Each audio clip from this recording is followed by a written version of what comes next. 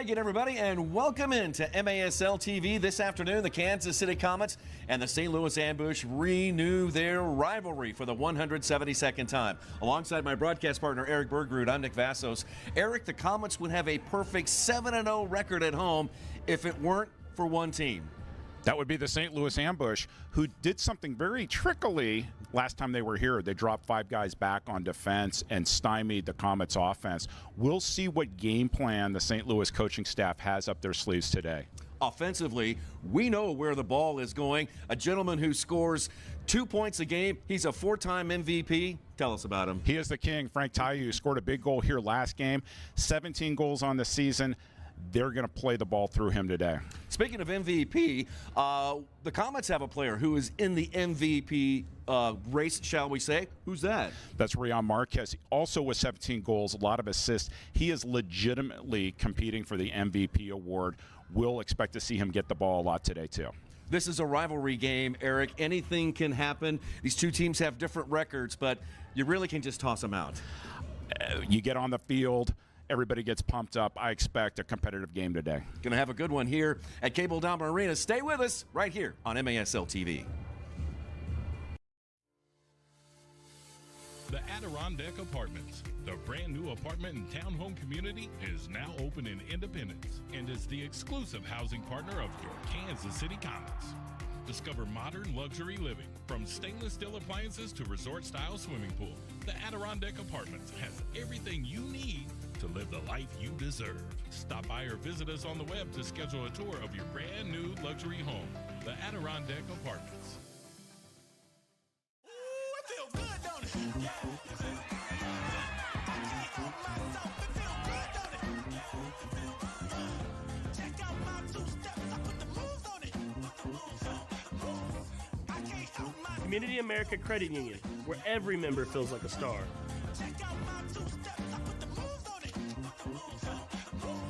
I can't help myself. It feels Member owned, open to all. Community America Credit Union, invested in you.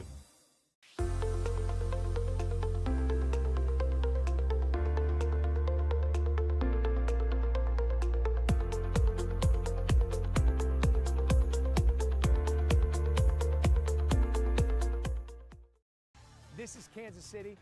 This is my town. What happens here matters to me.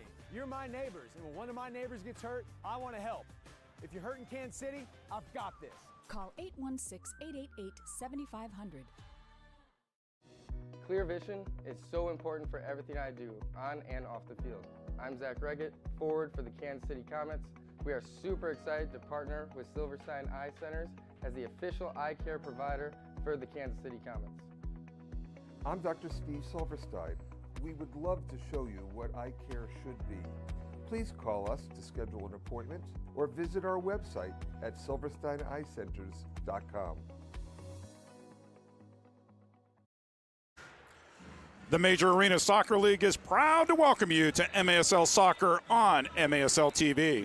MITRE is the official game ball supplier of the Major Arena Soccer League. Established in 1817, MITRE is one of the leading soccer brands worldwide and produces some of the best soccer balls in the world. Learn more at mitre.com. There's the coin flip there on the half line, and our officials today are Elvis Osmanovic, Drew Klemp. Our assistant referee is Nathan Calling, and our fourth official is Asad Amanovic. Not to be confused with Osmanovic. No, that S is very important, and in the penalty box is Zed Umar. Great to have you here alongside Eric Bergrud. I'm Nick Vassos.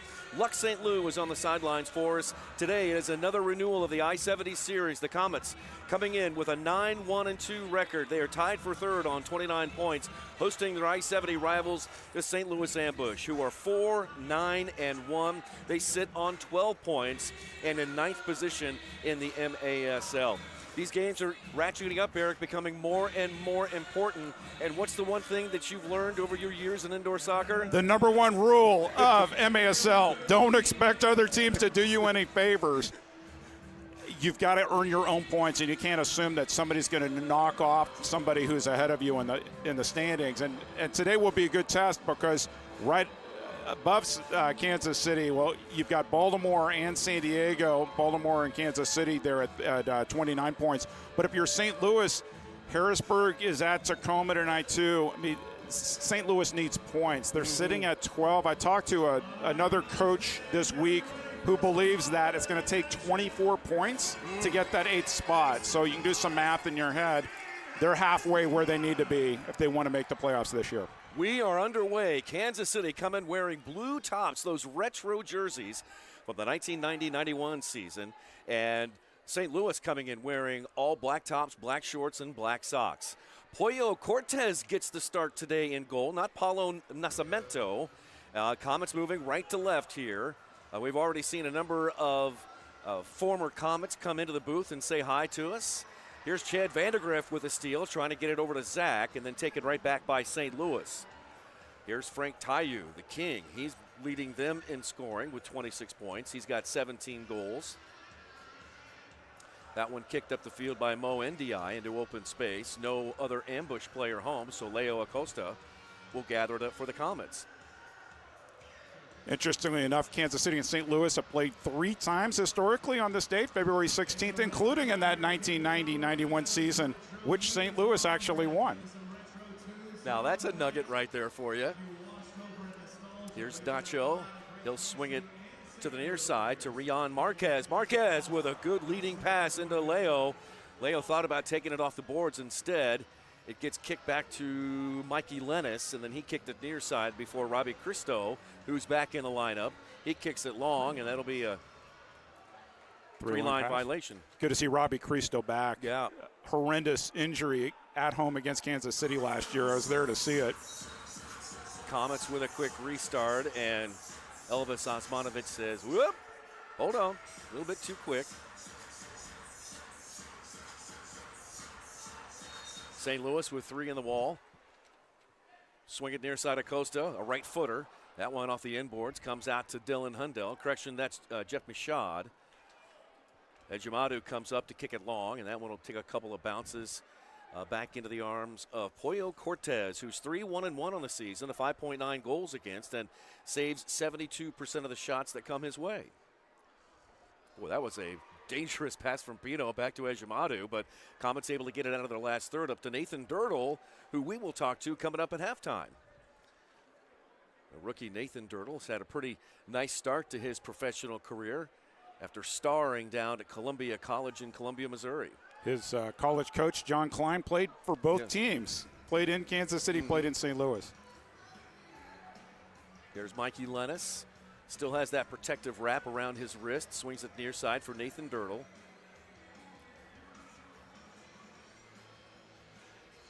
This is Pereira. He tosses it out to Pino. Pino will shoot it into the corner for Reggett. Reggett bangs it off the glass. And then on the volley shot! Oh, Henry! What a goal! Comets lead 1-0. We were talking to Henry Ramirez on the field before the game. He always seems to come up for big games. Good entry pass there, looking for Zach Reggett. He's going to go Walla Scora on the volley. Cue that up for the video highlights once more time. Walla off the glass, Scora off the volley. Top shelf, Nick Bassos. That's impressive. Rattling some of those cookie jars you made famous over the years. So for Henry Ramirez, that is number 3 on the year for Henry. And for Zach Reggett, he picks up his 5th assist on the year. Kansas City leads 1-0. Back underway. And Kansas City back with the ball. Be remiss if I didn't mention there's a good group of St. Louis Ambush fans here at the game, and they were right behind the goal where that got scored on. Here come the Comets off the boards again. That was Junior Kazim making a rush. Eske gets it out, and he gets the ball back towards the half line. Comets get back defensively, and here comes St. Louis with their buildup.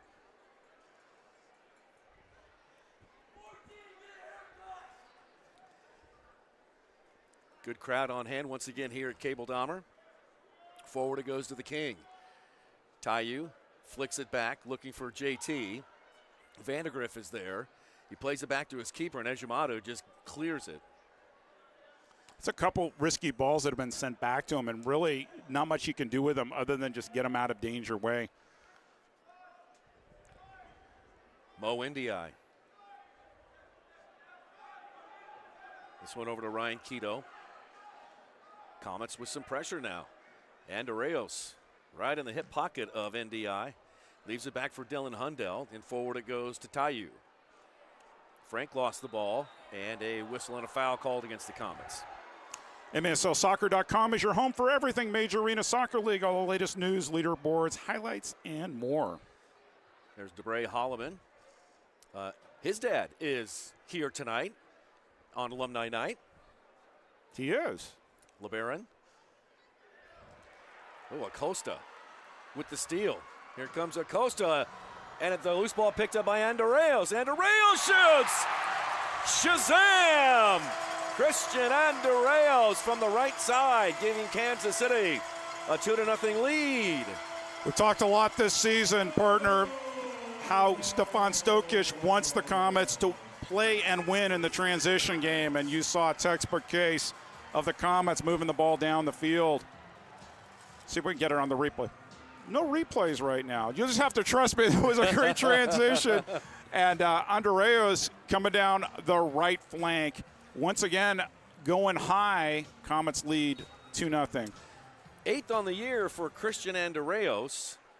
And the Comets lead 2-0. So a terrific start. And one thing that you brought up in the pregame, Eric, and that is how St. Louis was so effective earlier in the year when they won here 5-4 in overtime. They essentially parked the bus behind the yellow line.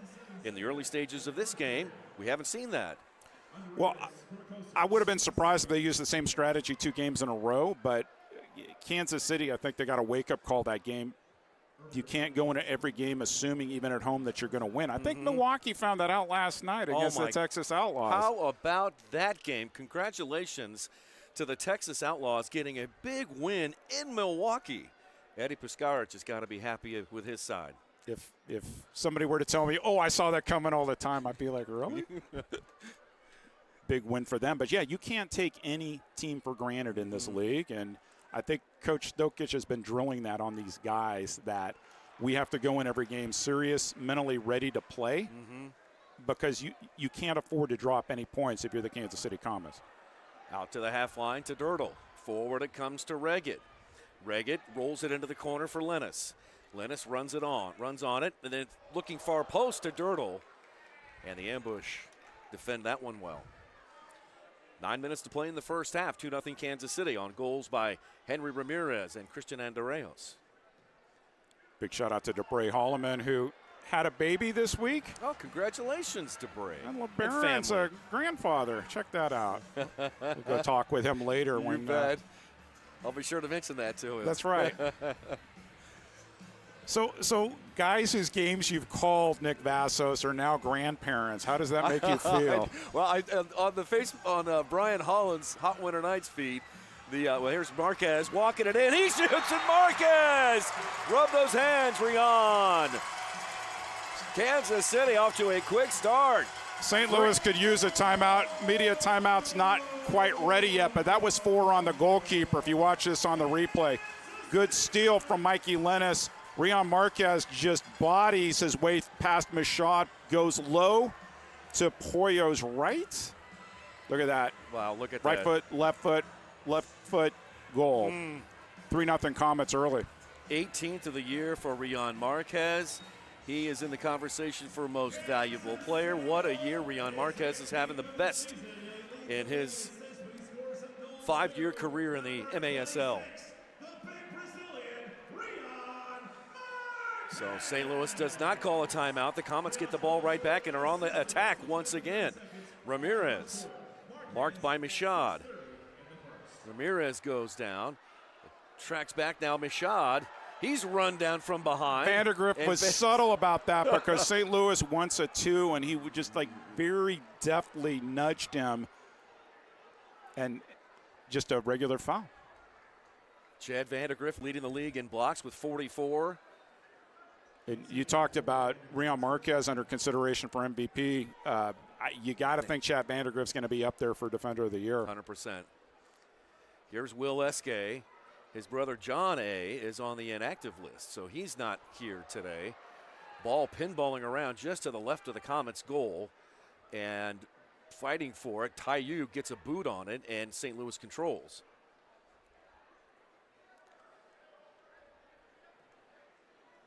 St. Louis, Dylan Hundelt, one of the fine defenders in the MASL. He's another legacy Yeah, his dad player. played for both teams, right? Yep. This one comes into Chiconte. And then Vandergrift depossesses him and gets it over to Reggett. Reggett goes long into the corner for Vandergrift. Chadinho making a run in the corner. Yeah, it's nice.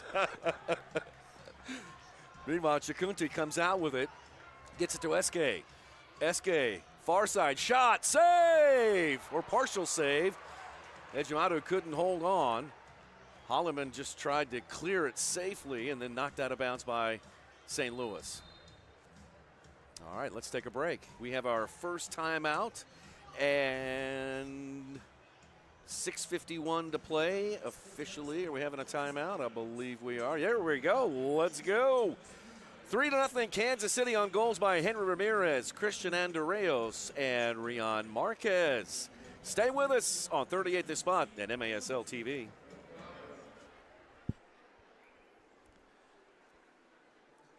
It's a season of savings at Cable Dahmer. Coming now during our Season of New Tradition sales event, get a Forte for only $99 a month. That's only $99. Plus, every new Kia comes with a 10-year, 100,000-mile warranty. And Cable Dahmer Kia has doubled the size of its service bays to serve you better. Stop in today off Colburn Road in Lee Summit or visit us online at cabledahmerkia.com. If you want a Kia, think Cable Dahmer.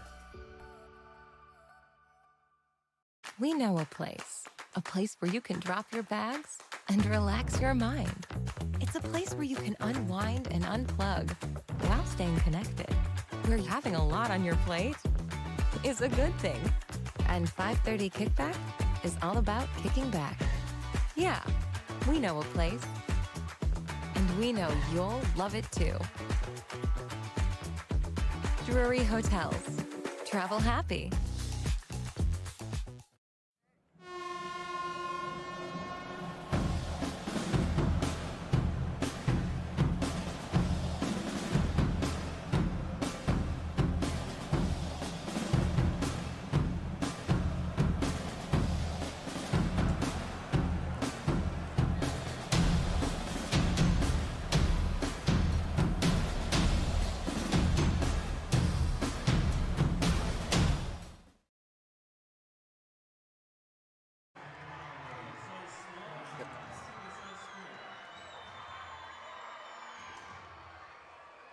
Welcome back to the Cable Dahmer Arena for the fifth and final matchup between the St. Louis Ambush and the Kansas City Comets for this I-70 series presented by Wana Brands. With 6:51 to go here in the first, it is 3-0 off goals from Henry Ramirez, Rion Marquez, and Christian Andreos. I'm going to set it up back to Nick and Eric for more first period action.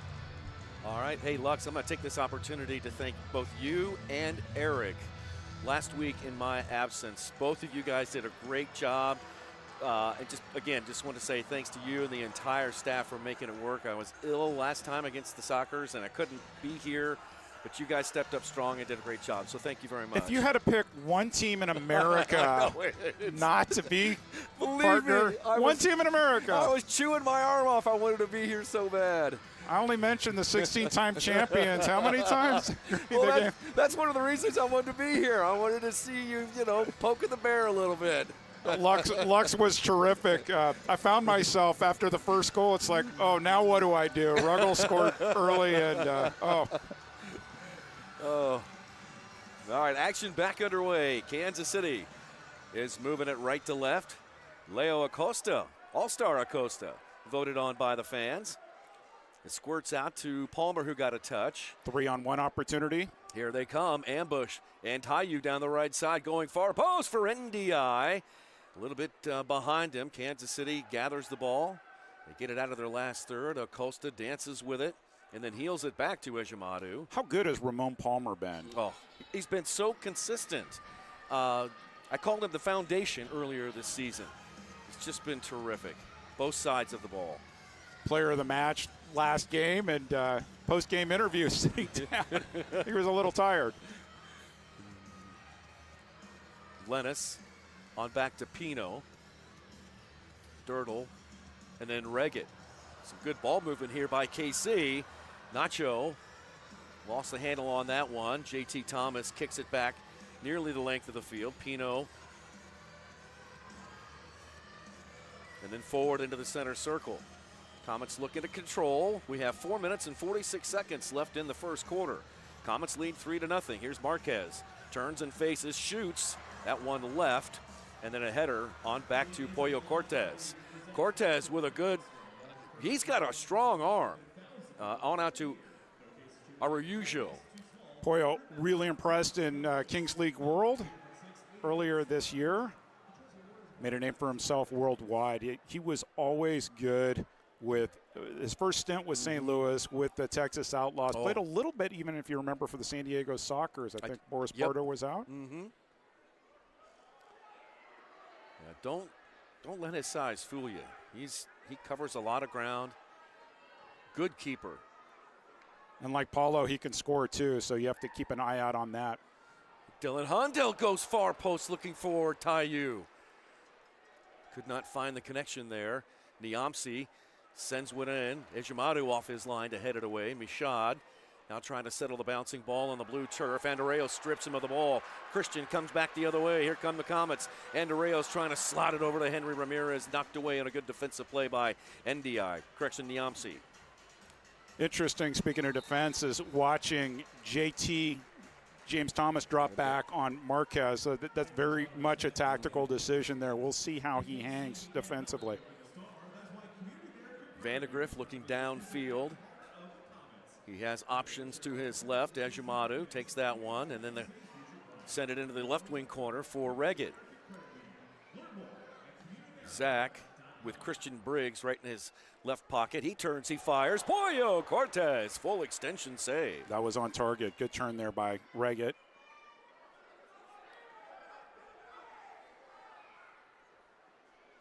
Cortez throws for Taiyu. Taiyu double teamed on the board. Still has it somehow. Still going. Faked the shot. Now goes boards, and the ball shoots across the goal mouth to the near side to Robbie Cristo. St. Louis has had their chances. It's just that final touch or that final run, but they've laid the ball out in the middle of the box, and so Comets still holding on to a 3-0 lead. Wouldn't surprise me if St. Louis pulls one back here, one of these short opportunities here. Robbie Cristo to Taiyu. Now back to Robbie, who shoots. Not a lot of pace on that one. Ejimadu makes the save. Relatively easy. Everything's easy from the broadcast booth. You know what's not easy from the broadcast booth? What's that? Doing play-by-play. If anybody watching thinks that Nick Vassos just somehow magically walks up here every game and things just go, it takes so much experience and prep. And so, partner, we missed you. Thank you so much, Eric. I appreciate that. It's a labor of love. Comets get the ball back. Here's Marquez again. He's already got one goal. He lost it. Good stick there by Briggs. Up to Quito. Quito trying to outrace Pino. Pino's got the angle, takes the ball away, and funnels it to Ejimadu, who kicks it up to the half line. Comets and ambush trading possessions, and now Nacho's got some open space on the left side. Nacho forward to Mikey Lennis. Mikey Lennis shoots, and another good save by Pollo Cortez. Really good angle there. He knew that Lennis was going to go low, kicked his leg out. Solid goalkeeping. That one chipped into the corner for Rion. JT Thomas steps in front, bangs it away. Briggs pops it up, sends it back into Comet territory. Pino, he'll turn and launch it up towards the rafters. Christian Briggs heads it back in. Now the Comets finally settle it. They get some changes on the field. Coming up on a minute to play here in the first. Acosta almost got around Briggs. Now Will Eske, he can fly. He's over the half line. Eske runs into a double team and will turn and play it back to Briggs. SK spent some quality time in Utica this week. All-star team selection, really well respected by players all across the league. I was watching at home, and maybe if we have a break or two, we can talk a little bit more about the All-Star game, which I thought was really good. I thought the league and UCFC, man, they did a really nice job in the All-Star game. It's a beautiful place to watch a game, call a game. Those digital dashboards, you can see them on your screen. When you see them in person, they're amazing. Vandegrift steps in front, gets it up to Reggett. Reggett to Ramirez. Henry down the right side. He'll fire, and Pollo Cortez makes the save, gets his own rebound, and then boots it out to the half line. 1 second left on the clock. Horn sounds, and the first 15 minutes are in the books. Kansas City with 3 goals to jump out to the lead. Second quarter action is straight ahead on Retro Night here at Cable Dahmer Arena. Glad you're with us. Don't go anywhere on MASL TV and 38 The Spot.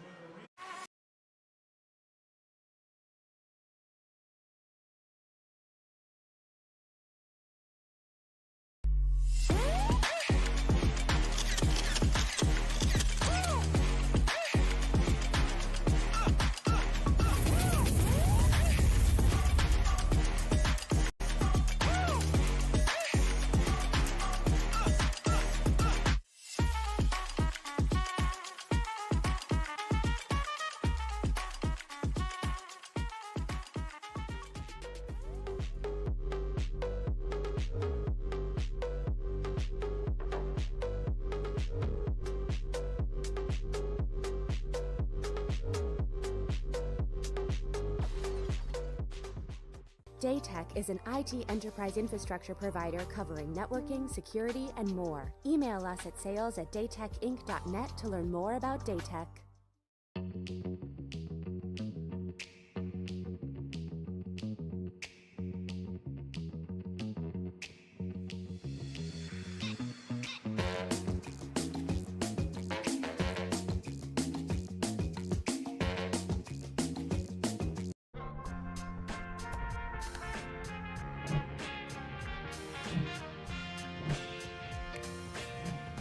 From new guys to the veterans, even this guy.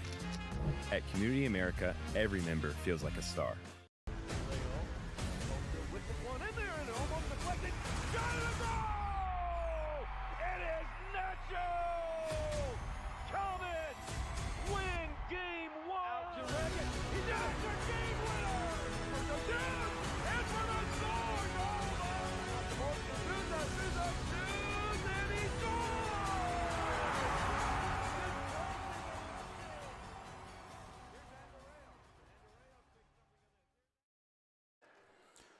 Green Drop offers a better alternative than the outdated compression sleeves and socks, truly providing long-lasting relief at an affordable price. Green Drop's recovery products are uniquely suited to help our athletes battle aching joints and muscles. Learn more or try it yourself by visiting greendropcompression.com. That's Eric Bergrud. My name's Nick Vassos. Lux St. Lou is on the sidelines of Silverstein Eye Center's field. Great to have you here on a Sunday. Thanks for sharing part of your weekend with us. And Eric, while we have a moment here, let's talk a little bit about the All-Star Game. And just from fans' standpoint, watching at home, it kicked off with the skills competition. I don't think I've ever seen a skills competition so fun in all of my years in indoor soccer. It was really great. Of course, I was happy because they started with the goalkeeper challenge. Right. Kansas City's Nicolau Neto won it.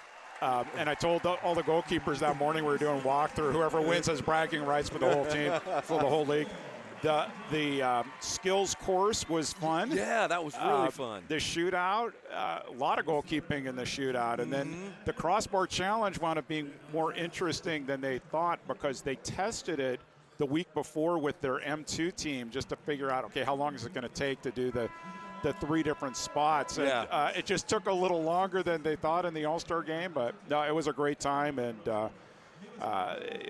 one of the interesting things about being in the Midwest, a lot of teams wind up connecting through Chicago. So I flew out with the Comets from Kansas City. We get to O'Hare, and all of a sudden, one side I see Will Eskay and Shelley Clark, the owner of St. Louis, and then I see Ian Bennett, Willie B, and Mario Alvarez, and it's Love like it. That's awesome. it's like, and then we were all on the same flight to Syracuse, New York, and then we took a van together.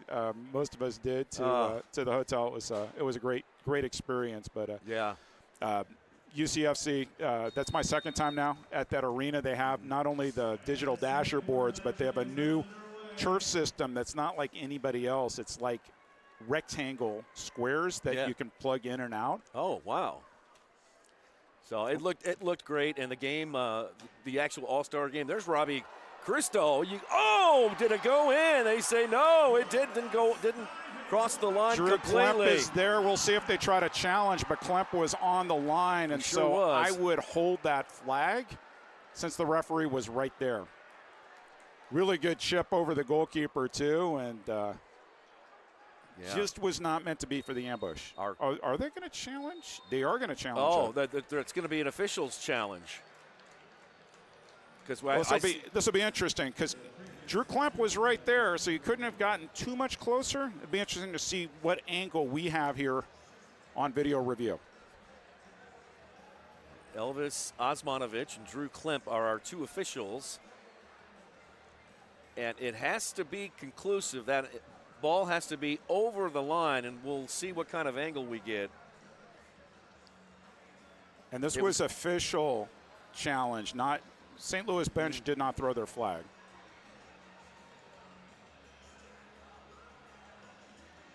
Let's take a look. Our replay operator here. It's going to be difficult from this angle. Yep. So nice job getting it over Ejimadu. He looks back and like, oh no, what am I going to do? Nacho comes back. Oh boy, that is so hard. If there's a side angle. What a play by Nacho, though. If that ends up being no goal, that's a tremendous defensive play.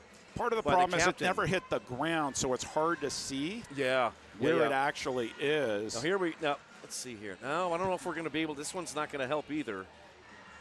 Doggone it. There's a platform right behind the goal, so that makes it difficult. Let's see if they have a side angle, perhaps. Yeah, that angle you're not going to be able to tell. Maybe this right one, there, yeah. So this one might be our best one. Tip of the cap to our crew to getting all these different angles. And so the problem is you can't look. The ball never hit the ground, and Drew Klemp, as you can see, is right there on the dasher boards, and he waved his arms. Ruling on the field stands. So ruling on the field stands to me is it's inconclusive. Yeah, exactly. Right. I agree with you. Yep. I agree. If Drew Klemp weren't right there on the original play, Nick, I would have had my doubts, but he waved it off where he saw it live, so we'll keep playing. But great job, Nacho Flores. What a great header, though, by Niamsi going over Ejimadu and Nacho to save the day for Kansas City. And a tip of the cap to the officials, too. They stopped play and said, you know what, that one was too close. Let's figure this one out before we go forward. So worked out all around. And kudos to the St. Louis bench, because if I were in their position, I wouldn't have thrown the flag either. You had the referee on the line right here. Not likely it was going to be overturned, but hey, if the referees want to take a look, no stopping them. Junior Kazim battling Keto. And now Reggett sticks a shoulder in and takes the ball back for the Comets. Reggett leaves it for Pino. He goes off. Rian Marquez comes on. Pino, the reigning defender of the week at the MASL. Big back-to-back games here, the last couple games. First against Chihuahua and then against, Chihuahua, then Harrisburg, then San Diego. Yeah. But the San Diego game is what he won for. That's right. I don't think we've mentioned Comets have won 4 straight. Here's Lennis. Far post looking for Kazim, who couldn't redirect it on target. Right in between his feet. Marquez. He had it taken away by Chicunte. Now a whistle and a foul called against the Comets. Take 10. That's all the time you'll need for Eric Bergerud. That's me. To take you inside the game and get to know some of the big stars advancing the sport on and off the field. 10 for 10 airs weekly on MASL TV. My guest this week is none other than Baltimore Blast owner Ed Hale, who is watching us today on MASL TV. Ed, thanks for watching today. Greetings, Mr. Hale. Great to have you here. Looking forward to that interview. Nice job with Nick Pereira last week. I watched that. Good insight there. He really knows the game. He's so intelligent about the game. And he's passionate. He loves indoor soccer. Here's Tayu. Just inside the Comet yellow line. Back to the center circle for NDI. SK, team captain. Moves to his left, puts a left footer off the glass, comes off to Kansas City. And Arreos trying to split two defenders, gets tripped up, and a foul called on SK of the ambush. He can't believe that.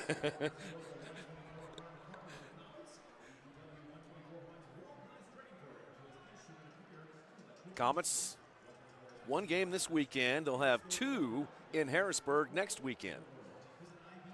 Here's Reggett. He'll try a second time.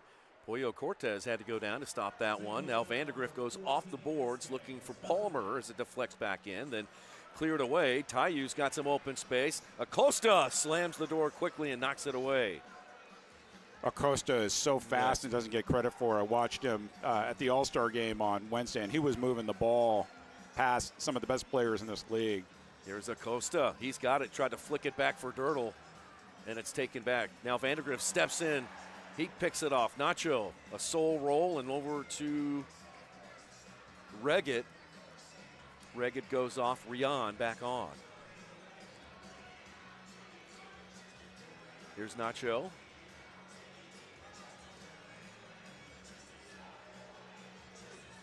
Comets trying to go for their fifth win in a row. St. Louis was going for their third win in a row last weekend, or this weekend, I should say. What was it last weekend? Against San Diego. That was last weekend against San Diego. I'll get it right. And they lost in overtime, 6-5. That was a really competitive game. Oh, I thought they had that game won, too. Me too. Just a few bounces. Some different thoughts on handballs. Yeah. And but when things are going well, you get the breaks. When things aren't going well, sometimes the breaks don't go your way. In sports and in life. No question. Nacho into the corner. Reggett, right footer off the boards, rolls right into Cortez. Cortez tried to. That's a couple times he's tried to drop kick it to move the ball fast. He might be the only one in the league that does that, and he's effective with it. I mean, he's really good at it, but that one was not his best. Somebody lost a shoe. Yamsi will claim that again. Got the tire back on. He's good to go. Here's Lucas Almeida. He's into the game for the first time. He had the game winner here against Kansas City last time they played. Pino takes the ball back. Kansas City now with the ball. Mikey Lennis in the middle of the field, runs right into Christian Briggs, and Briggs takes the ball away from him, chips it forward, looking forward to Duca. One hop off the blue turf and out of bounds. Catch MASL Monday every Monday night on MASL TV and on CBS Sports Golazo Network. Alex Bashjavansky and Phil Levanko are joined each week by special guests from across the league to recap the weekend's games and discuss the league's hot topics. We're getting a lot of Joey Tavernisi as the guest star on that show. The Chrome Dome brothers were sending out condolences to their favorite KC broadcasters, Nick and Eric, on the Chiefs' loss in the Super Bowl. So back to you, Chrome Dome brothers. We appreciate the sentiment. That's funny. I spent a lot of time actually on Super Bowl Sunday watching comments from people I know with the Ambush organization finding glee in the Chiefs' misery. So I totally get it. Oh, good stuff. Oh, foul's going to be called. A little nudge there from Pereira just to make the point. Former Ambush player himself. Take a look at this on the replay. Ramirez. Oh, that was a little nudge into the boards. I wouldn't throw a flag on that. If you're in the front row down there and you see Henry go into the boards, of course, that's your guy. You know what I mean? You might want to say that should be more than just a foul. But, again, not every foul is 2 minutes. That's exactly right. That's why the All-Star game was awesome. There was hardly any whistle. Well, you're right. No penalties. No kidding. And a little nudge in the other direction. This is starting to get a little chippy here, Nick. We'll watch this one again, Eric. Oh. That was payback is what it was for K2 on the other side. So see if the referees tighten this down just a little bit. All right, it's St. Louis's ball. And Cristo down to the corner to Tayu. Back to Robbie. Robbie's got a big shot. He can fire from just about anywhere. Will Eske's got it now. Some big-time pressure from Henry Ramirez. Oh, Cortez kind of forced into a bad pass, but it deflects right back to Will Eske. Now NDI. NDI moving to his right. He shoots, and Mo is a go. 3-1. Mo NDI. Take a look at this on the replay. It all started with Pollo getting the ball out and SK following that up. NDI cut in, and nobody stepped up to him. Mo NDI, he's played target, he's played defender. He can absolutely score goals. A little soul roll to find some space for himself. 3-1. What a nice goal by Mo NDI. That trims KC's lead to 2. St. Louis has completely settled down since that 3-0 lead in that first media timeout. Kansas City hasn't gotten too many good looks since then. And St. Louis has had their chances. They finally pulled one back. Comets are wearing those 1990-91 retro jerseys, and we're going to tell you how you can get your hands on them coming up here in just about 3 minutes. So stand by for that. Lux will have all the news for you on how you can get your hands on some of those retro jerseys. I've heard a lot of good things about them. People like the way that they look, and why not have a little memento from today's game? I really like the goalkeeper jerseys, the all reds. They look great. Those are sharp. Acosta up to Lennis across the line. Lennis over to Reggett. Reggett will back it up and play it to Acosta. 7.5 to play here in the first half. Coming up at halftime, we'll talk to Nathan Dirtle, Comets rookie midfielder, and hometown of Columbia, Missouri. I was telling a few people up in Utica this week that I thought St. Louis might have a little advantage in that 6 Comets plus their head coach missed 3 days of practice because of the All-Star game. Will Eske was the only ambush player affected travel-wise.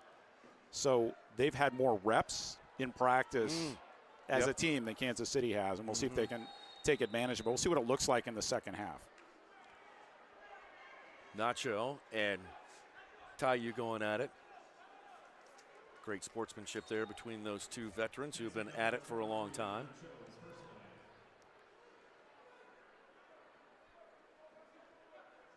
St. Louis with the ball, trailing 3-1. Pollo Cortez up to Robbie Cristo. He chests it back for SK. Then on over to NDI. Back to SK. NDI for a big fella. Mo moves pretty sveltly on the blue turf. Here's Cristo. Cristo plays it long. He was looking to get it to Tayu. Ejimadu fields that one cleanly. Here's Dirtle. Comets out shooting St. Louis 10-5. Pino. Over to Ramirez. Pino into the corner looking for Reggett. Reggett pops it back for Pereira. Pereira fires one in there. Pollo fists a save. And then Dirtle trying to turn and fire again. And Pollo makes another deflection. He's got the rebound in his hands now. Difficult angle for Dirtle there, and Pollo just played that really well. Pollo kicks it across the half line. Pino heads it forward to teammate Dirtle. Dirtle goes down on the ground after being piled on by Quito.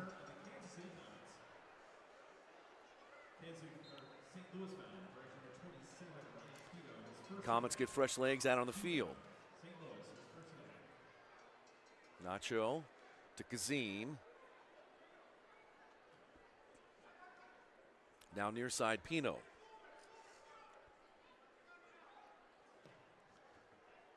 Ejimadu. Good pass on up to Rion. Rion turns, shoots. Once again, Pollo positioned himself really well to cut off the angle. Marquez with the foul, pleading his case. Not going to work. St. Louis ball. Three other games in the league, and they're all coming up tonight. Baltimore is at Empire. That game is on CBS Sports Golazo. Chihuahua is at San Diego. And Harrisburg is up in the Pacific Northwest taking on Tacoma a little bit later on tonight. Here comes St. Louis down the field. Duduka in the right wing corner, draws a crowd. Kazim able to wrestle it away. Junior Kazim trying to take it inside from Eske. And Will Eske is able to knock it free and take possession back. It's good seeing Ismael Rojo playing for the Sockers the other day. They signed him for that game in Chihuahua. He played last season for the Monterey Flash. Yep. One of the best defenders in the league, and he can score, and he had a couple the other night. I got a trivia question for you, Eric. You do? I'm not prepped for this. Well, Nick. I know. That's why. I don't want to tell you in advance. Plus, you all have a high knowledge of Real. I'm almost certain you're going to get this one. Good turn. There's Acosta leaves it back for Reggett. Reggett trying to chip it into the box. A little cheeky play there by Zach, and it's rejected by St. Louis. Now Vandergriff heels one back for Zach. Zach trying to fight through a couple of defenders. He goes down. Good play by Duduka. And Duduka from the seat of his pants tries to clear it, and then a foul called on Kansas City. So here's your Chihuahua question. What team other than Monterey has the most recent win in Chihuahua? San Diego Sockers. See, I told you you'd get it. Year one. Not last season, but the season year before. One, when they first started. Yeah. So, interesting story. If I have my years correct, you remember, well, let's watch the replay first. Right in front of referee Drew Klemp. That's sort of the easiest one for him to call. He just looked down and call it. He was sitting down. And they've won a couple times down there, but I vividly recall, remember when we had the coaches convention here in Kansas City? And yes. And Kansas City hosted Tacoma at the T-Mobile Center? I do. San Diego was down in Chihuahua as Chihuahua was opening that. And San Diego, I know, won that weekend because they were literally rolling out that gray turf the day of to get it going. And then they've won again down there. So San Diego does have some history. It's just Chihuahua's figured out how to make that a fortress. Taiyu with the Walla. No scorer. Ejimadu's got it. It's Pereira. Pereira now hassled from behind by Taiyu, and the King rung up for a foul. Quick restart. Scored a goal here last time. Felt it and went back to the bench, and Duduka crowned him. We got that shot on our broadcast. Yep, I remember that. Here's Marquez out away from the goal. Acosta. And a foul called on St. Louis. Wondered if they were going to start just tightening this up a little. Good call. I think so. You have to decide which way do you want them. Do you want them to let them play, or do you want them to whistle every foul? And, there are different schools of thought on that, Nick. Here's JT for St. Louis. He kicks it out towards the half line. Comets knock it away, picked up by Dirtle. Dirtle looking for Ramon Palmer, deflected out of bounds, and a timeout. Finally, our media timeout. We've only got 2:36 left to go in this first half. Let's take a quick break, and when we come back, we'll finish up the first half. Right now, Kansas City leading St. Louis 3-1 on MASL TV. Hail, alma mater, we sing to thee. Thy name forever a guiding light shall be. Strong as an oak tree, thy name shall never fail. to the alma mater. Hale Park Hale.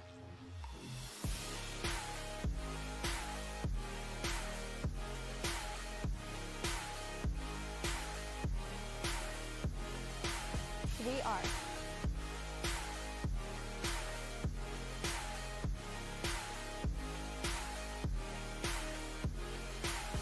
We are.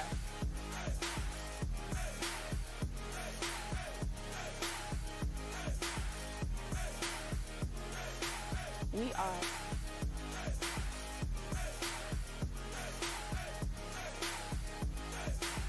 We are.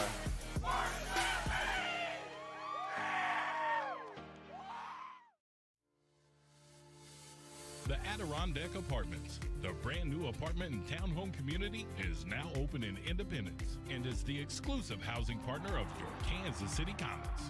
Discover modern luxury living, from stainless steel appliances to resort-style swimming pool. The Adirondack Apartments has everything you need to live the life you deserve. Stop by or visit us on the web to schedule a tour of your brand new luxury home. The Adirondack Apartments. Welcome back to the Cable Dama Arena. This year's retro jersey for Retro Night is inspired by the 1990-91 Kansas City Comets team. The auction is open now, and the link in the bio on Instagram is @KCComets, or to place your auction bid, just go ahead to kccomets.com and place your bid now. Nick, Eric? All right. Thanks a lot, Lux. Yeah, those are nice. And you have a chance to go home with one of those jerseys. Of course, I checked yesterday because they opened it yesterday just to see what some of the bids are. Hey, there's Comet the dog coming to say hi to Nick Vassos here at Cable Dome Arena. But yeah, it's always a popular opportunity when Comets put these retro jerseys up for auction. Last couple of minutes here of this first half. Kansas City leading 3-1. Nacho's got it right side. Araujo was in front of him, plays it down to the corner for Dirtle.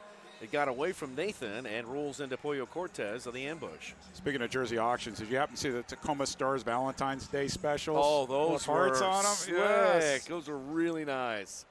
Yeah, I saw those. Those nice. Yeah, Nick Pereira was talking to me about this the other day. He had to show me the photos. He's like, yeah, they did a really good job on those jerseys. They look great.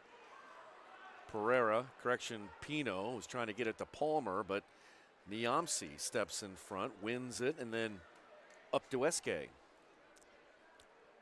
90 seconds to play in the first half. Goal would be huge here for St. Louis going into halftime.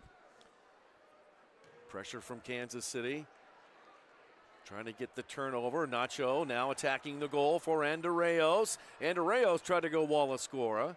Broken up by the ambush, and here they come on the counter. It's Almeida down the right side. Araujo will track over to the near side, pick up the loose ball. Tried to dart back inside, lost the handle. Pino wins it back for Kansas City, and here come the Comets. Junior Kazim flew back there to defend, and now he needs a break. Subs in. Here's Pino. On back to Ejimadu. Across the line. Oh, look who's wide open near the box. It's Almeida. Almeida. He goes down. And a two. And a no. Marquez wants a dive. Not going to happen. Let's take a look at this on the replay. He was wide open. Comets finally came back. Oh! Oh! Should we throw the flag? He was not touched. So this would be a great time to call a timeout if I were St. Louis. Top of the arc opportunity here. One touch from Duduka, who shoots. Deflected in! Thomas with 39 seconds left in the first half. What were we saying, Nick? How big a goal would be for St. Louis in the closing seconds of the half. And it is huge. James Thomas gets the ambush. Did his own Kelvin Oliveira. Cole, we'll take a look at the replay. Almeida goes side. And look who's just sitting back post. Off the deflection. And the ball goes in. And they all count, Nick. That's an indoor goal for sure. You absolutely park people by the back post for that reason. It got really quiet at Cable Dahmer Arena with 39 seconds remaining in the second quarter. Thomas bags his 7th goal of the season. More importantly, brings his side to within 1 as we have just 39 seconds left in the first half. Duduka. Although I don't know if they'll give Duduka. They might give Duduka the assist. I don't believe, because since it went off of Pino, they may not.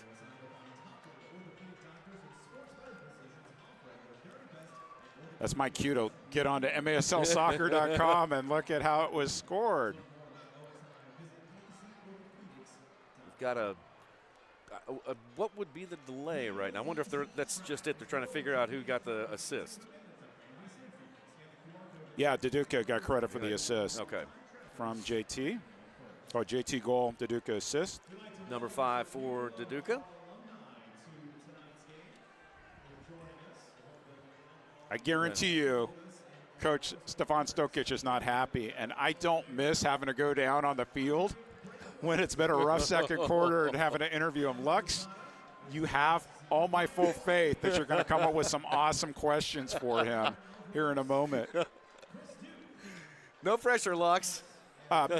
Worth mentioning that in addition to the Comets retro jersey auction, both captains are wearing special armbands. This is the Captains Coalition initiative the league has rolled out, starting with the All-Star game. Captains are wearing them today, and teams will sign them after the game, and they're being auctioned off this month for Black Players for Change. You can find out how to bid at event.gives/MASL. And Nacho just walked by the camera wearing one. Nacho for Kansas City and Will Eske for St. Louis.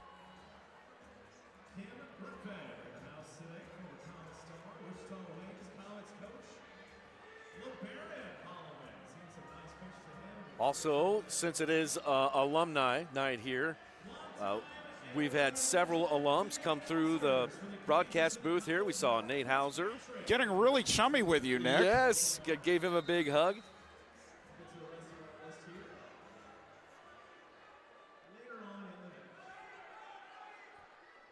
All right, you know what here, let's, in addition, you know what here, I think, you know what, we'll have Lux.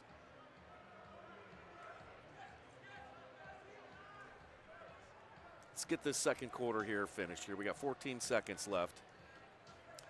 And we do know why someone was, or we know why what the delay was for.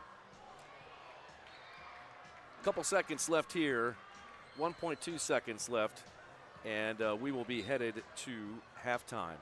Needless to say, St. Louis has turned things around. The second quarter, they shut out Kansas City and scored 2 goals themselves. They changed the very complexion of this game. It's 3-2 Kansas City as both teams head into the locker rooms. We'll stand by to check in with Lux. She'll talk to head coach of the Comets, Stefan Stokic. And I'll just pass along what Lux told us, and that is we had a fan who was being unruly, using foul language, being just unpleasant, and that fan was escorted up the hallway. Let's go down to Lux. She's with the head coach, Stefan Stokic. Lux? Coach, going into half, you're up 3-2, but I know that's not good enough for you, and there was no points put on the board by the Kansas City Comets in the second period. Offensively, what do we need to do to get on the board again?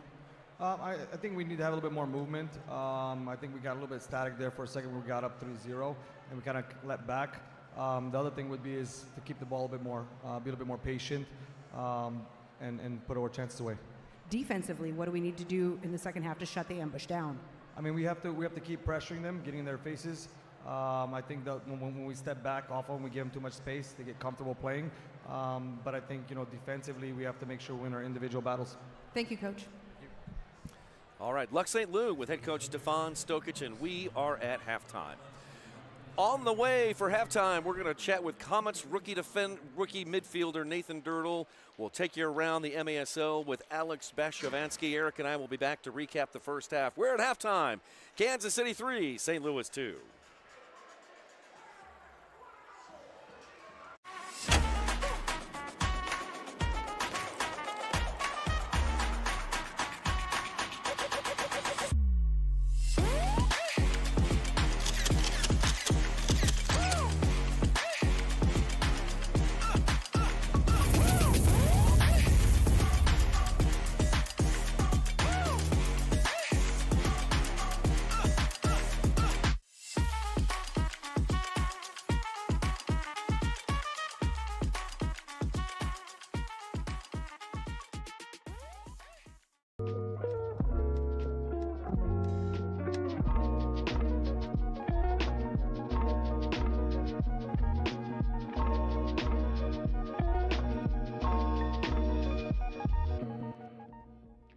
Daytech is an IT enterprise infrastructure provider covering networking, security, and more. Email us at sales@daytechinc.net to learn more about Daytech. It's a season of savings at Cable Dahmer. Come in now during our Season of New Tradition sales event. Get a Forte for only $99 a month. That's only $99. Plus, every new Kia comes with a 10-year, 100,000-mile warranty. And Cable Dahmer Kia has doubled the size of its service bays to serve you better. Stop in today off Colburn Road in Lee Summit or visit us online at cabledahmerkia.com. If you want a Kia, thank Cable Dahmer. We know a place where you can drop your bags and relax your mind. It's a place where you can unwind and unplug while staying connected, where having a lot on your plate is a good thing. And 5:30 Kickback is all about kicking back. Yeah, we know a place, and we know you'll love it too. Drury Hotels. Travel happy. Halftime between the Kansas City Comets and the St. Louis Ambush. We want to welcome in Comets midfielder Nathan Dirtle. And Nathan, you are the perfect guest here at halftime because Columbia, Missouri is exactly halfway between Kansas City and St. Louis. You grew up in Columbia playing high school. You also went to Columbia College, a member of the Cougars, played for John Klein, the legend who was there for over 2 decades. I'm curious, when you were coming out of high school, you were an acclaimed soccer player. Why'd you decide to stay in your hometown and play for the Cougars? It just felt right. My parents were always involved in my soccer games, and that way I was going to be able to stay close and just keep it going in my hometown. And playing for Columbia, of course, you played for John Klein, and he actually wore the jersey that the players are wearing here tonight in our retro game. So he's got ties to both Kansas City and St. Louis. I'm wondering if he shared maybe some indoor memories with you college players in Columbia. He would talk about it sometimes. The main thing that I remember him talking about was scoring 5-hole through the goalie's leg.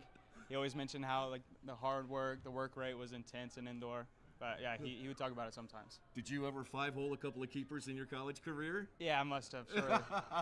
Yeah, for sure. Yeah. Well, I'm wondering how the transition was from Columbia College to the professionals. How has that transition been for you, Nathan? It's been a lot of learning, but I think being here with the Comets, all these players, there's a lot of veterans. They've been able to help me learn each day at practice.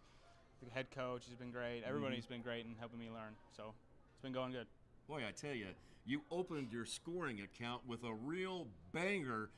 Your first professional career goal came against the Chihuahua Savage.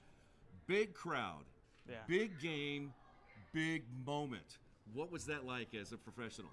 That was pretty crazy. If you seen the video, I don't really react right away because I couldn't believe it, and then everything hit me, so it was pretty wild. How fun was it celebrating with your teammates? That was amazing. Yeah. Yeah, everyone running in. The teddy bear toss happened. Yeah. Have you seen so many floofy toys come down all at once? I didn't even notice it when it happened. I had to see it in the video. Oh my gosh, that's great. So on this Comets team, you've got some teammates who played at Columbia as well, and Nicolau Neto and Lucia Tatane. I'm wondering who gives you the most help here in your first year as a member of the Comets? They both give me a lot of help actually. Yeah. So Licia, he's a little younger than Neto, so I was able to train with him more one-on-one at college. So he helped me a lot at college.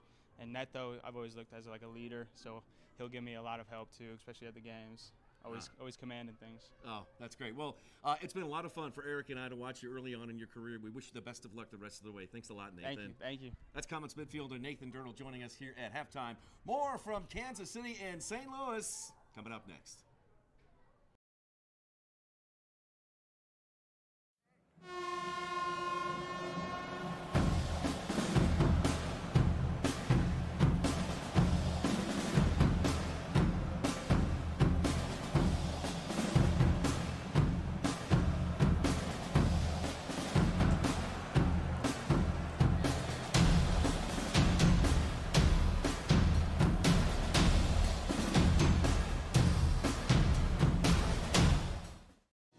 Clear vision is so important for everything I do, on and off the field.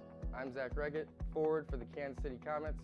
We are super excited to partner with Silverstein Eye Centers as the official eye care provider for the Kansas City Comets. I'm Dr. Steve Silverstein. We would love to show you what eye care should be. Please call us to schedule an appointment or visit our website at silversteineyecenters.com.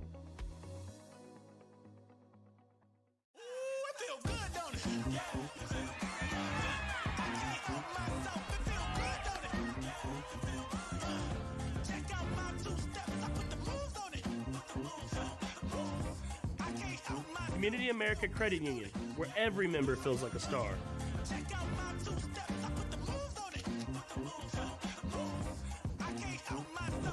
Member owned, open to all. Community America Credit Union, invested in you. With the one in there and almost deflected. Shot in the goal! It is Nacho! Comets win game one! Out to Reddit. He does the game winner! For the Jets and for the score! And he scores!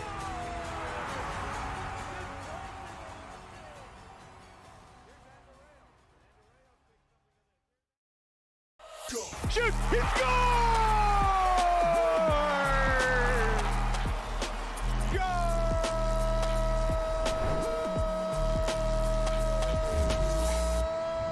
Welcome back, everyone. This is MASL in 5. I'm Alex Bastiavansky. It is great to see you again. Thanks so much for watching. Sit back, relax.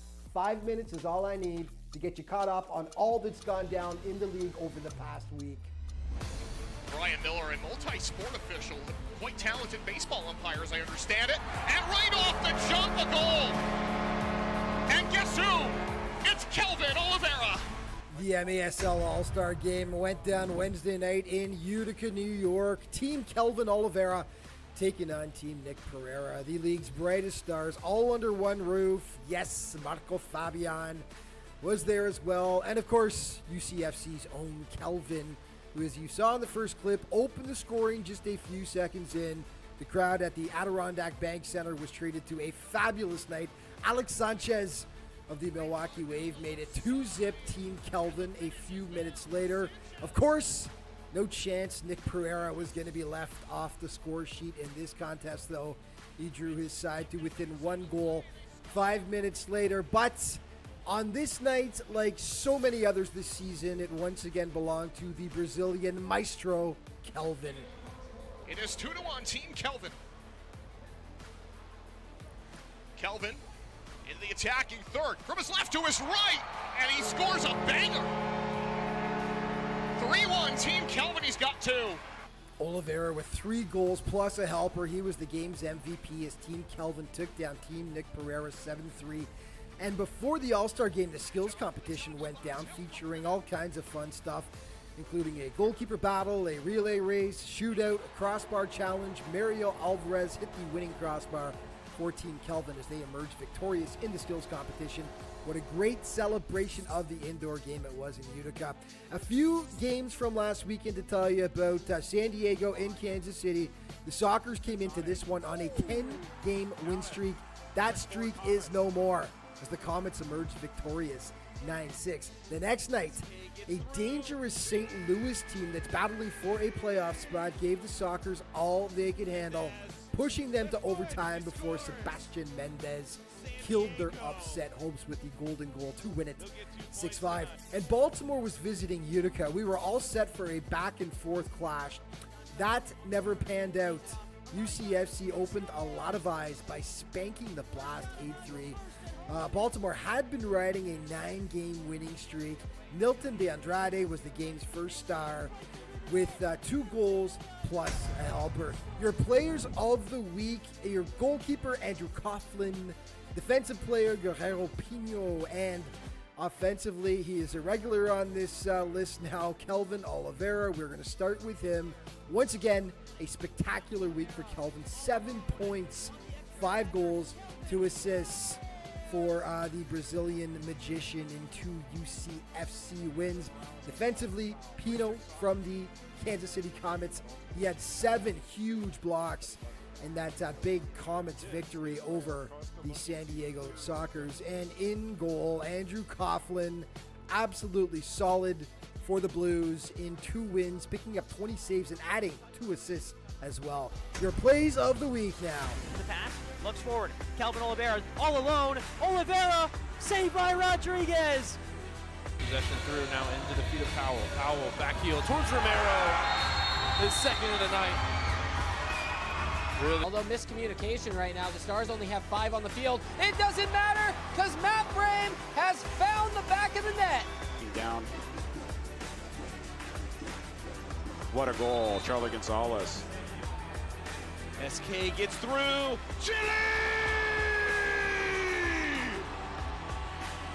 Hard challenge from O'Keefe. Oliveira has to just give it up. DeAndrade outside the line. Top shelf from DeAndrade. He's played anywhere he can get a chance to play, he can play, and he's that good. Zach Regan. Zach Regan! Just missed him, and now Welly Bermusi goes the other way. Now DeAndrade turns the other way. His shot rifled in the net. Milton DeAndrade. A little help from Gontan. Costa to Mendez. Mendez, left foot, he scores. San Diego. They'll get 2 points tonight. Mendez. And that is a wrap for this week's show, but just a reminder that all throughout the season, you can stay up to date on everything that's going on in the MASL by checking out the league's official social media outlets. Thanks so much for watching. See you next week.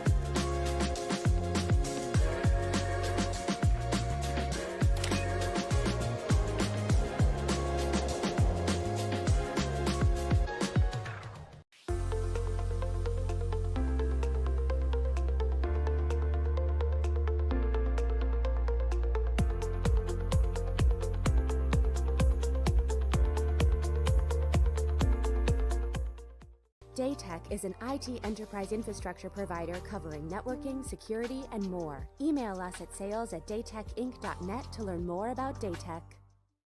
Hail, alma mater, we sing to thee. Thy name forever a guiding light shall be. Strong as an oak tree, thy name shall never fail.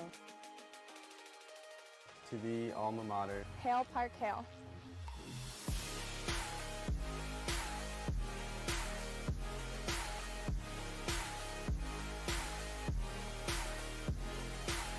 We are.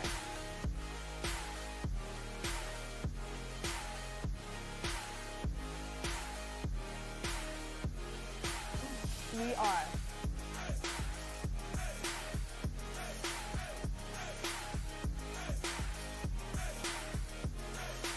We are.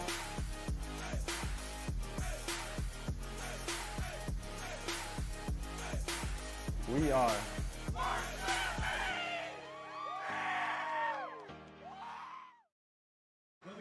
Get the latest news on the MASL and your favorite teams by following MASL Soccer on Facebook and Instagram and MASL Arena on X.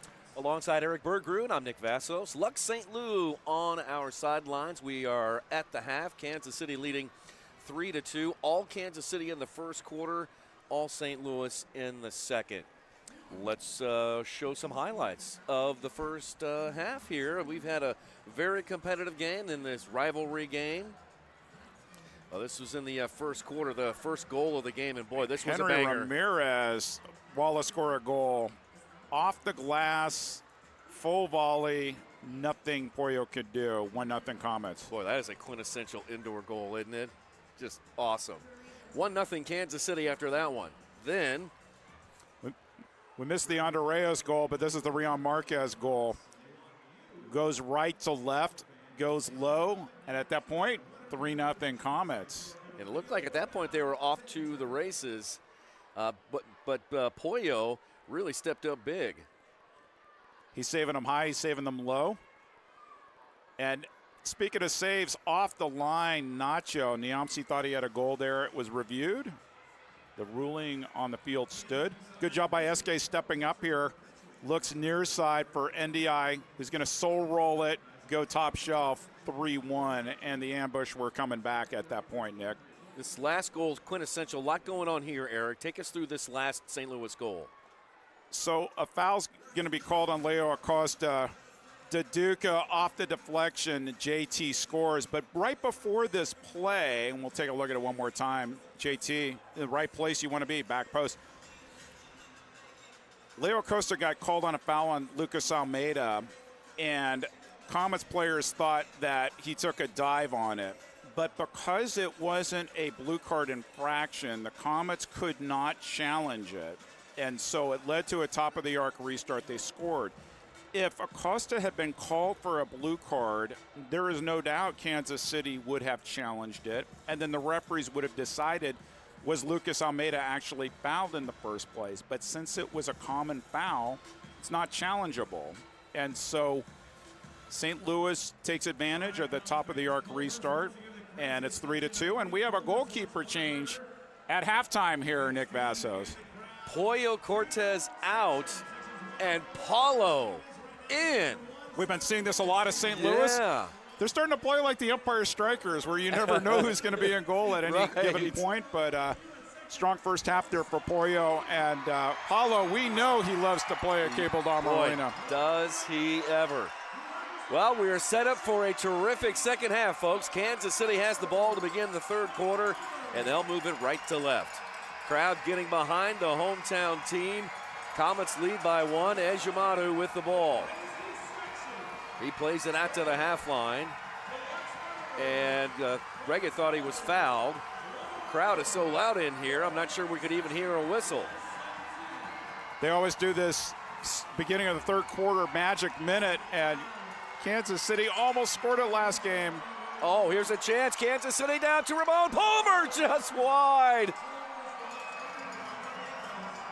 They almost did it in the last home game against San Diego. They almost did it there for everybody to get some Culvers. Culver's crazy minute is crazy loud in here. It is.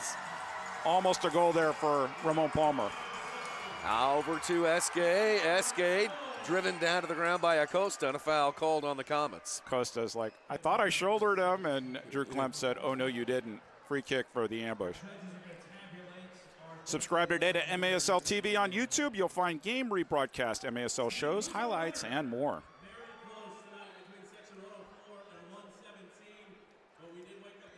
Restart coming up to St. Louis. They got the rebound out front. And Ejimadu able to get that one at the last minute. Here's a replay from right behind Philip Ejimadu.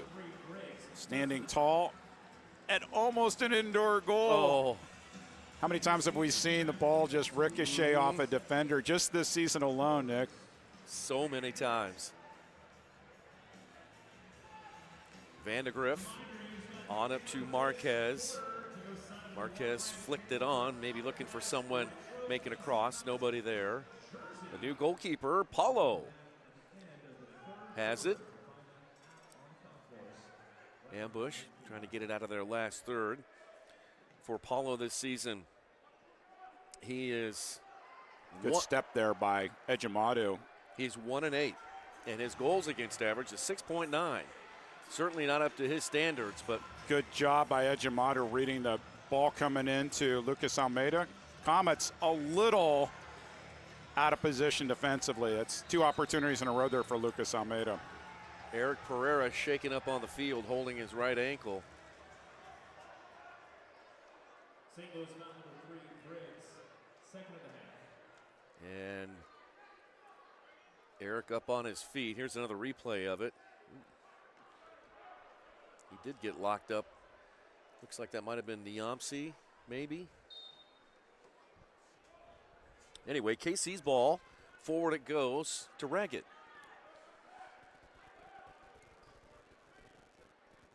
Kansas City has already won the regular season series against St. Louis. They've won the I-70 Cup presented by WANA. They'll be presented with that cup after the game, win or lose. Ideally, the Comets have their eyes on a different cup. The Central Cup? The Central Cup! Somebody actually mentioned that to me at the All-Star break when we need to bring back the Central Cup. I thought, this is awesome. Somebody's speaking my language, Nick. Eric loves the Central Cup. Ramirez. Holloman. For those of you who haven't been following us for years, this was a 2-year tournament. Kansas City and St. Louis were involved in, a few other teams, and Kansas City won both years.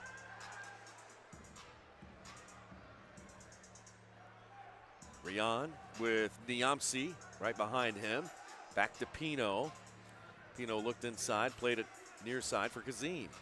Junior moving forward with Dylan Hundelt squeezing him against the boards, and the ball rolls into Paulo. Paulo to Araujo, forward out to the King. Tayu kicks it away from the goal, back to Robbie Cristo. Great to see him playing again. St. Louis, just a long tradition of hometown players wearing their pro team colors, and Robbie Cristo among the many who have made that transition. Ndiaye to Chacunte. Now out front and center for Niamsi, and a reset. We've got a whistle. Shaken up player on the field, and is that Junior Kazim? That is Junior Kazim.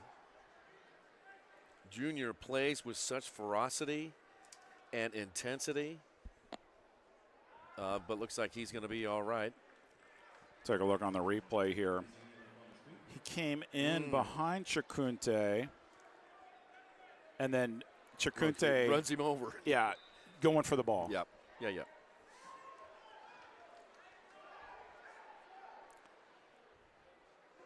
Almeida taking it deep into the corner. Two Comet players are there, one on the seat of their pants. Acosta comes out with it, able to get it over to Vandegrift.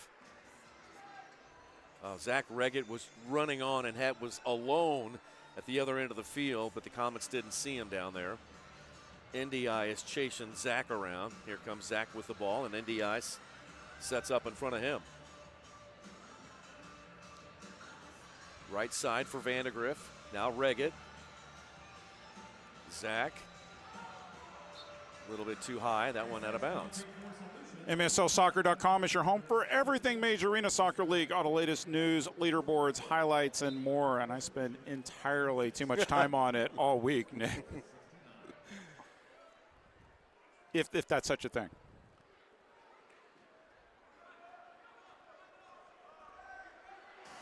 Here's Andreos. Big save there by Pollo. Excuse me, Paulo. There you go. Paulo Pollo. Paulo. Yeah. There you go. Yep. Got it right. Off Kansas City, Niamsi in his own last third. Paulo's had big games over the years here at Cable Dahmer Arena. Big games. Some pressure from Kansas City. Niamsi on over to Hundelt.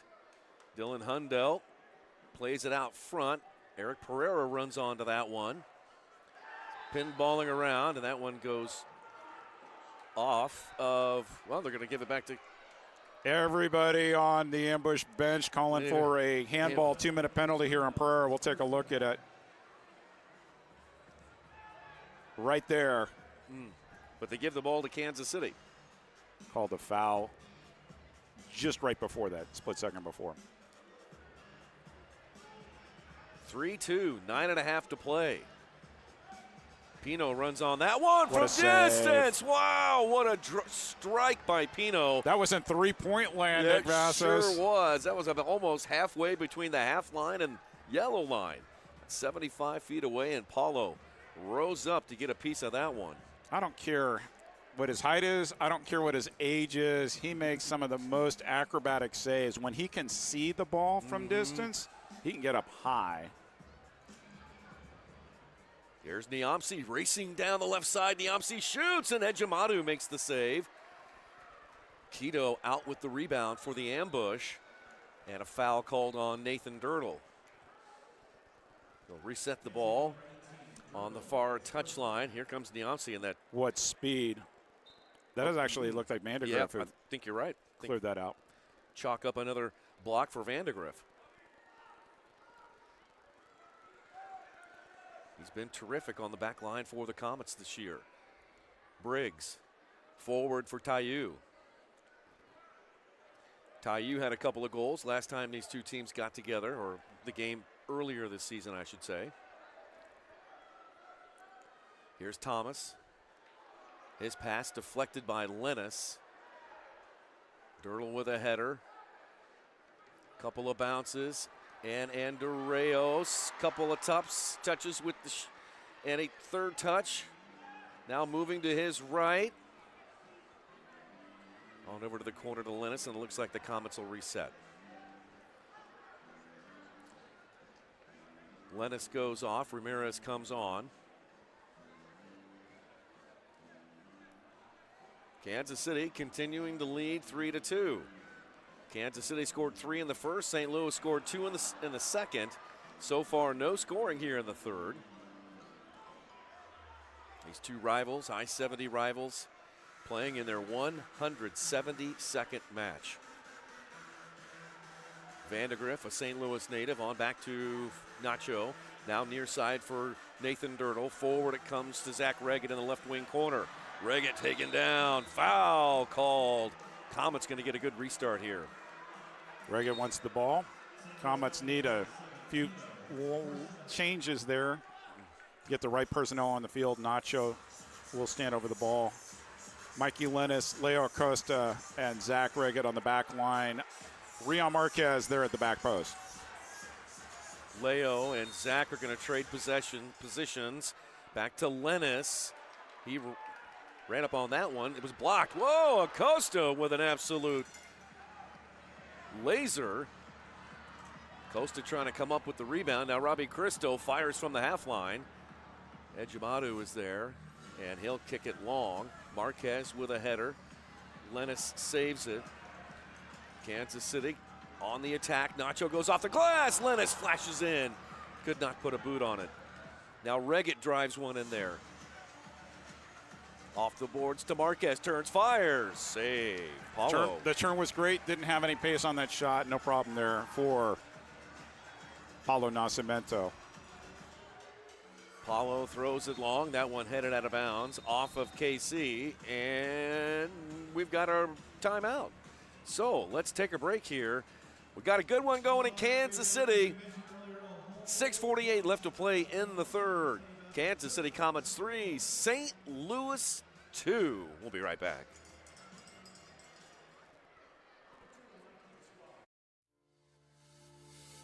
The Adirondack Apartments, the brand new apartment and townhome community, is now open in Independence and is the exclusive housing partner of your Kansas City Comets.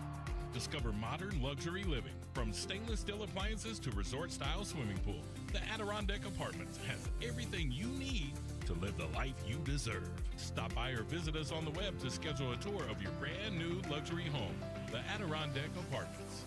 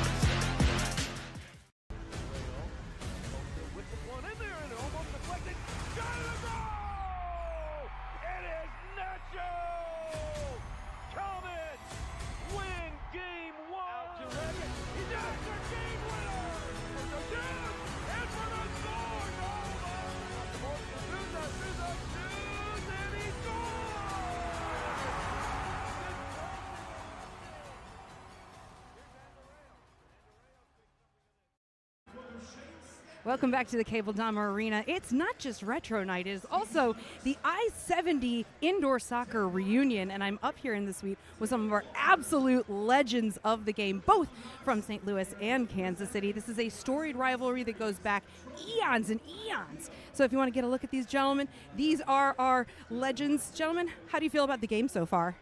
The game is awesome, and the stories up here are pretty crazy as well. We've been telling some great ones and a lot of rivalries here, too. A lot of great stories. Yeah, it's great to see Ty again. I only see him maybe once a year, and he asked me can I kick you, Kim, just for old time's sake, you know? Well, no. You could never catch me, is what he said. Absolute legends of the game up here in the box for our I-70 indoor soccer reunion. Gentlemen, thank you so much. Thank you. Back to you guys in the box. So Ty Keogh played both in St. Louis and Kansas City and was part of the national broadcast group team with JP Delacamera. He's done it all. It's so great to see Ty. He's going to be presenting the I-70 trophy to the Comets after the game. And then there's that Kim Rudfed guy who always seems to surface. Kim Rudfed, the Indoor Soccer Hall of Famer. Longtime member of the Wings and the Comets. A little bit of the attack. Yeah, a little bit of the attack. I got a chance to call some of his games. Played for a long time. Still lives in the Kansas City area. Here's our Ujo. Never played for St. Louis, though. He never made it, just pivoted between Wichita and Kansas City. Coached the Comets here 2 times. Here comes Palmer. Into open space to Reggett. Reggett to the corner. Holloman back to Kazim, who shoots that one wide. Comets had a lot of time there. Junior Kazima went that one back. Reggett gets tripped up by Almeida. Almeida's doing the dive symbol. Oh, Lucas. After what happened in the first half, you going to do that? That's awesome. Wow. Take a look at this. That will go to live play. Thomas came up with the block. He'll just kick it long. Comets will go for a few changes. Ejimadu brings it up for Kansas City. Step over. Costa turns around, plays it back to Vandegrift. And no touch available for Ejimadu. This is where you need to pay attention to the rules here. And Costa was paying attention. He ran back there to help out his keeper. Ball loose out front. Eske's got it. He shoots and buries it. We are level at 3. Kudos to the ambush for capitalizing. The Comets, you got to wonder who's paying attention in terms of goalkeeper touches on this. So Acosta comes back. Good job by Tayu to stick his foot in there. Ultimately, Eske finds some space on the backside, takes a touch, goes high. Ejimadu's down 3-3. Great team goal for St. Louis. Mental letdown for Kansas City on that one. You don't want to put yourself in a position where it's a mental mistake that leads to a goal. And it's a brand new ball game, Nick. Sure is, Eric. Will Eske, his 10th on the season. And for Axel Gicante, that is assist number 2 on the year. That was a really nice play by Axel to get that ball over to William, who took an extra touch to get some space and buried it. So here we go. 3 straight by St. Louis now after 3 by KC. Go ahead, Eric. Top of the arc restart headed out. When you're a goalkeeper in your situation like that, you have 2 options. One is you could just touch it and hope your team comes back to defend and give up the free kick, or you hope a defender runs back to get it, and Ejimadu went the latter. Timeout. Always a good time for a timeout. Top of the arc restart. All right, we'll keep it right here. 4:46 left to play in the third, and we are tied at 3. Coming up tonight, we've got the game of the week on CBS Sports Golazo. That'll be in Empire as the Strikers host the Baltimore Blast. Baltimore and Kansas City currently tied for third. Empire in 7th position. They need points as well. A little bit later on, Chihuahua is at San Diego at Front Wave Arena. These are the top 2 teams in the MASL. Chihuahua, though, 4-3 on the road. Harrisburg traveling to Tacoma. Tacoma 3-2-1 at home. Harrisburg has lost 4 in a row. Tacoma with a brutal first part of the year, and the front half of the schedule was mainly road games, were heavy road games, and they found themselves with back-to-back or weekends where they would play at Chihuahua and then have to travel to San Diego. And so they need some home cooking. They got the win the other night against Harrisburg. They could use another 3 points.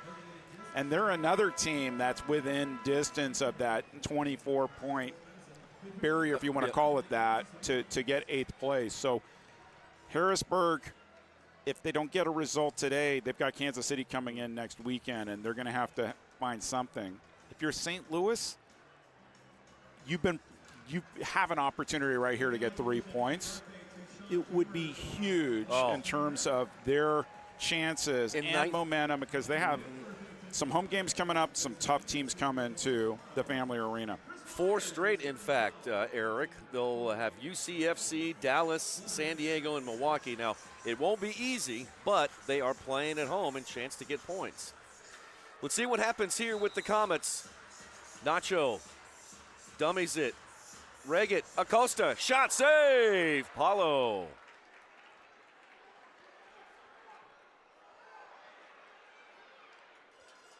No problem there for Paulo.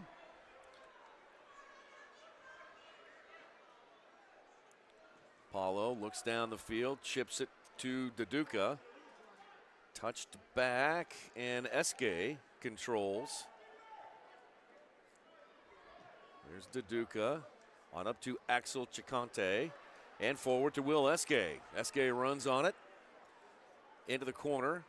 Acosta marks him there. Here's a drive, that one by Cristo. That went off the side of his foot. Daduka coming over to the near side to pick it up, plays it away from the goal. On back to Ndiaye, now across the field to Thomas again. Worth mentioning again, Nick, that after those early 3 goals, St. Louis has clamped it down defensively. Comets absolutely could use a goal here in the 3rd. St. Louis battle back, and as we said, opportunities in their grasp right now. Acosta, he loses it to Quito. Quito splits the defense, gets by another, fires a shot, that one wide. Ejumadu kicks it away from the goal. Talk about Will Eske having a fast step. Quito just blew past the Comets defense there.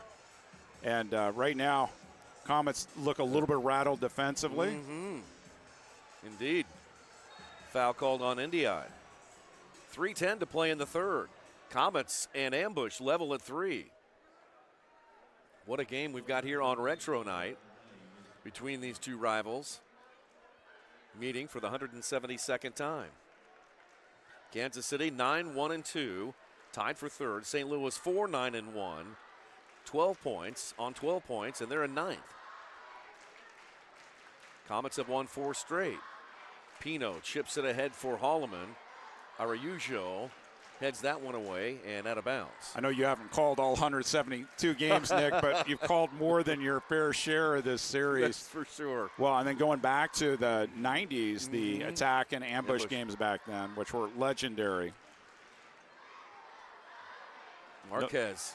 No foul there on Niamsi, and Marquez is going to have to hustle to get back. He's on it. He's on his horse. Now Niamsi goes down, and a foul is called against Brian. And a delay of game warning, too, for kicking the ball down the field. He did the most important thing, because Niamsi's been making great counter runs all day. He got back, thought he won it squarely, kicked the ball away, thinking he was going to clear it. Delay warning. Quick restart. Taiyu drives one in there. It's rejected by the Comet defense. And Kansas City out with it. Here comes Nacho Flores. Look at Ramon Palmer making a run. Oh, Palmer somehow got it through a whole host of players. Now Marquez turns, fires. Oh. Ramon's going to want that one back. He was heading for Benji Monreal. Highlight reel opportunity there. did not get a clean look at that. Palmer went up on the bike and fanned on it. Now Duduka has it on the half line. 2 minutes to play. And Duduka is shaken up. Just looking over at the St. Louis bench to see if they were going to try to challenge this. Take a look at it here. Kick on the back of the ankle. I don't know. You know me, I don't like seeing coaches use their challenge flags until late in the game, but this could be an opportune moment if you're wanting to roll the dice here. Definitely got kicked in the back of the foot. Yep. Plays back underway. NDI into the corner for Araujo. Kansas City kicks it high and then out of bounds. It'll stay with St. Louis. To be fair, in every MASL game, if you counted everybody who got kicked in the back of their leg or foot, that one was just right there. Yeah. Nacho. He touches it over to Endereos. Christian picks it up on the far side, bangs it off of Dylan Hundelt. The rebound comes to Lennis of the Kansas City Comets. Lennis into Kazim. Kazim back out to Vandegrift. And now Reggett. 1:25 to play in the third. This is Nacho to Kazim. Junior looking at options for Lennis. Lennis tries the near post. Paulo pins it up against the dasher boards, and Paulo's got it. 1 minute to play. 1 minute to play in the third. The pressure there by Kazim. NDI goes off the boards to Hundelt. Hundelt back to his keeper, Paulo. Paulo up to Duduka. Duduka marked there by Vandegrift. Now Eske. Eske racing down the right side. Eske shoots. Boy, Eske, I can't believe he got that one off. Was close. Now Almeida with a drive at the top. Too easy. That one wide. Rebound from Eske, and boy, Comets dodged some trouble there. Yeah, too easy there. And if you're Ejimadu, need to breathe a little bit here because there were two great opportunities there for St. Louis, could not convert. Comets just seem a little bit off right now as the ball is knocked out of play, and it'll stay with Kansas City. 12.3 seconds left. Vandegrift rolls it along the near touchline for Marquez. 10 to play. Marquez goes Wallace score. That one almost out of bounds. Now Nacho with a drive, and that one will result in goalkeeper distribution for Paulo in the ambush.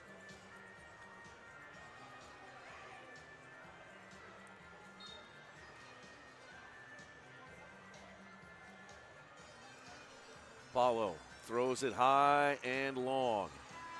Horn sounds, and that's the end of three, and nothing has been decided. Just one goal in the third. That one coming off the foot of Will Eske, his 10th on the year. Axel Chicante with the assist, and we are level at 3. Fourth and final frame, straight ahead on MASL TV and 38 The Spot. Stay with us.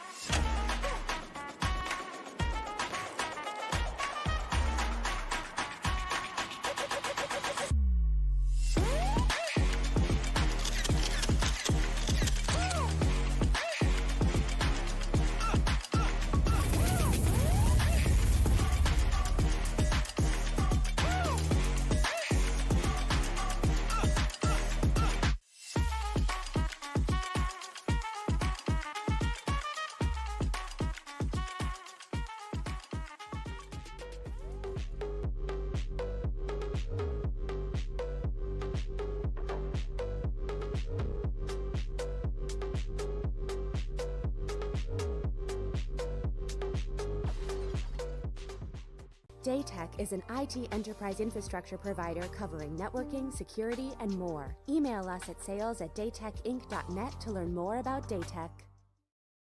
This is Kansas City. This is my town. What happens here matters to me. You're my neighbors, and when one of my neighbors gets hurt, I want to help. If you're hurt in Kansas City, I've got this. Call 816-888-7500.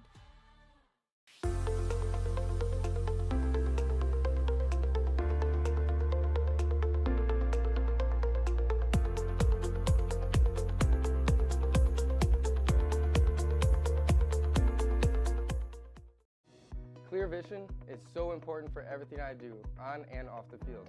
I'm Zach Reggett, forward for the Kansas City Comets.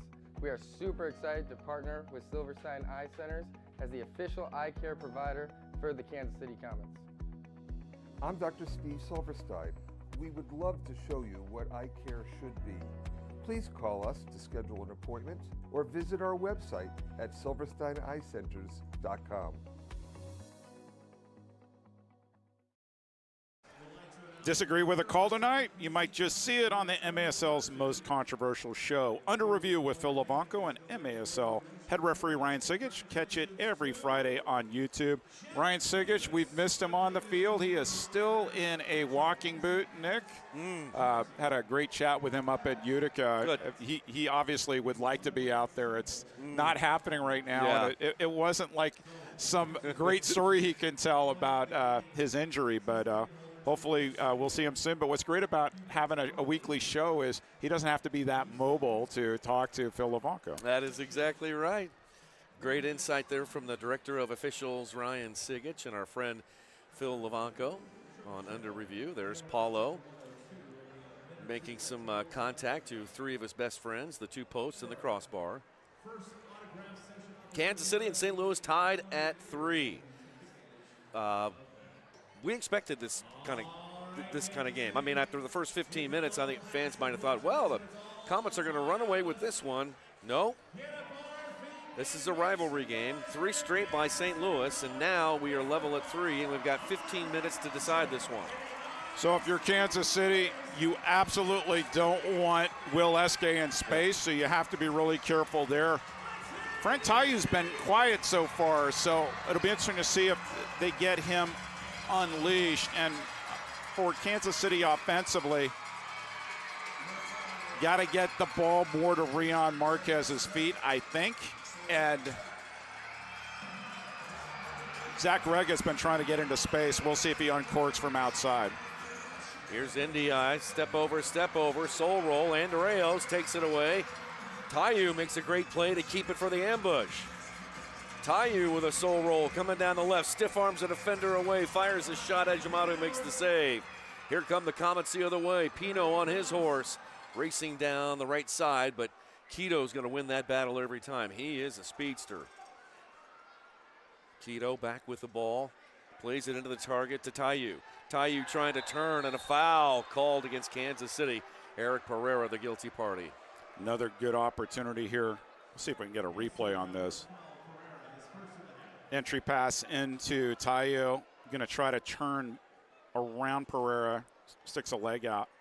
Saw St. Louis score in almost the exact same situation. JT on the near post this time. Tayu on the near side.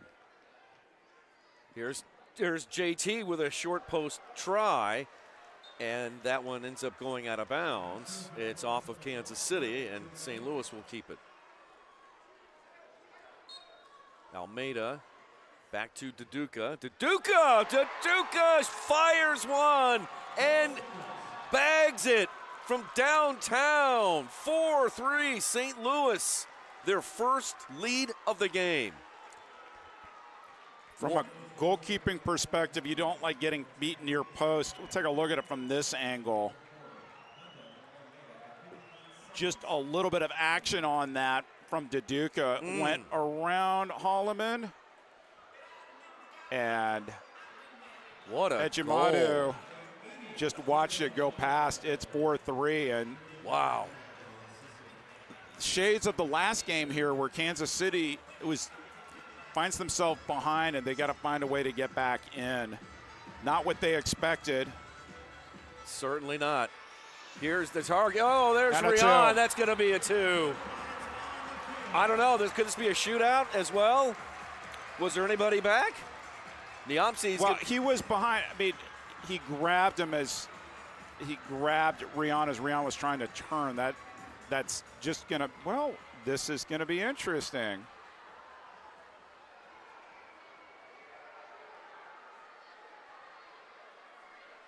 Here's the call. Good Shootout. call, partner. Yeah. Last defender back. Yep.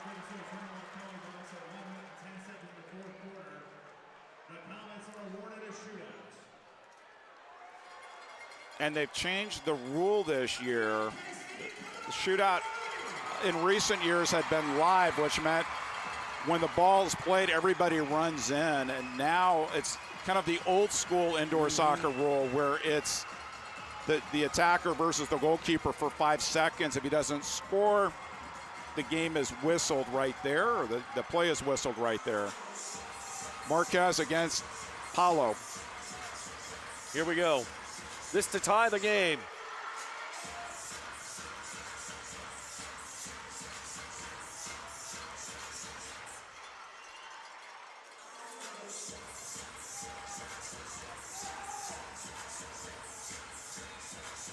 Marquez missed it, and then a second try goes wide. So now the Comets will be on the power play for the next 2 minutes. Take a look at it again, Eric. I think he put the ball way too in front of himself, and then he had to figure out, what do I do with it? And so that first touch just a little long. Mm-hmm.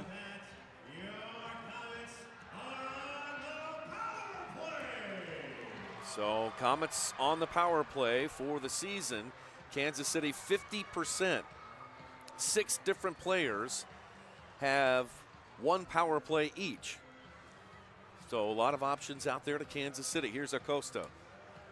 Front and center for Nacho. Acosta down to the corner to Rian. Over the shot. Goal! It's Zach Reggett. His second power play goal of the season. His first goal of the night. And we are back level at 4. Reggett in space. Good ball movement. Nacho. Acosta. Marquez. Reggett. Another assist for the league leader, Rian Marquez, Nick.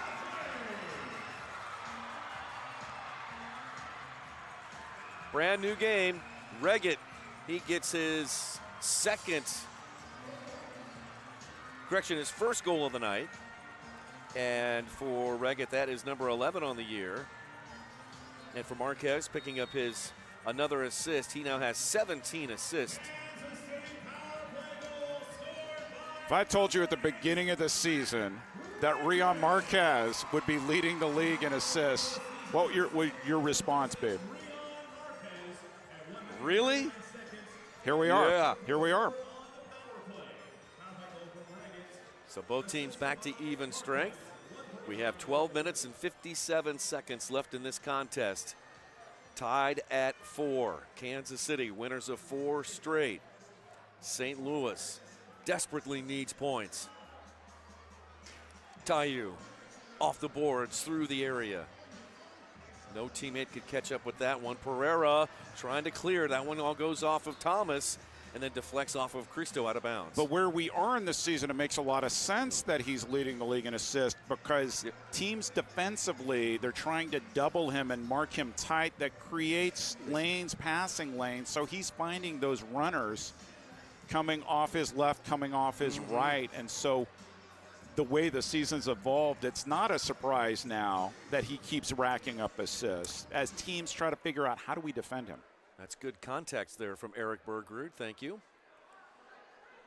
Kicked into the left wing corner. Axel Chicante runs on that one, fires it, deflects out of bounds. It'll go back to Kansas City with 12:03 to play in the game. Get the latest news on the MASL and your favorite teams by following MASL Soccer on Facebook and Instagram and MASL Arena on X. Ejimadu kicked forward for Kazim. Kazim goes down and a foul called on Dylan Hundelt. It'll stay with Kansas City.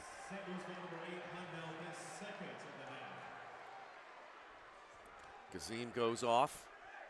Acosta comes on.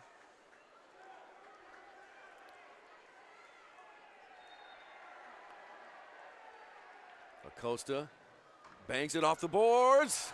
Couple of players inside the box couldn't put a boot on it, including Rion Marquez. Saying Wallace score us so much this season, and he put a really good angle on it onto Rion's left foot, but he just couldn't turn his ankle around and keep that shot on frame. Paulo out to Deduca. Deduca stiff arms the defender away, and Nacho. Now over to NDI. 11.5 to play in the game. Tied at 4.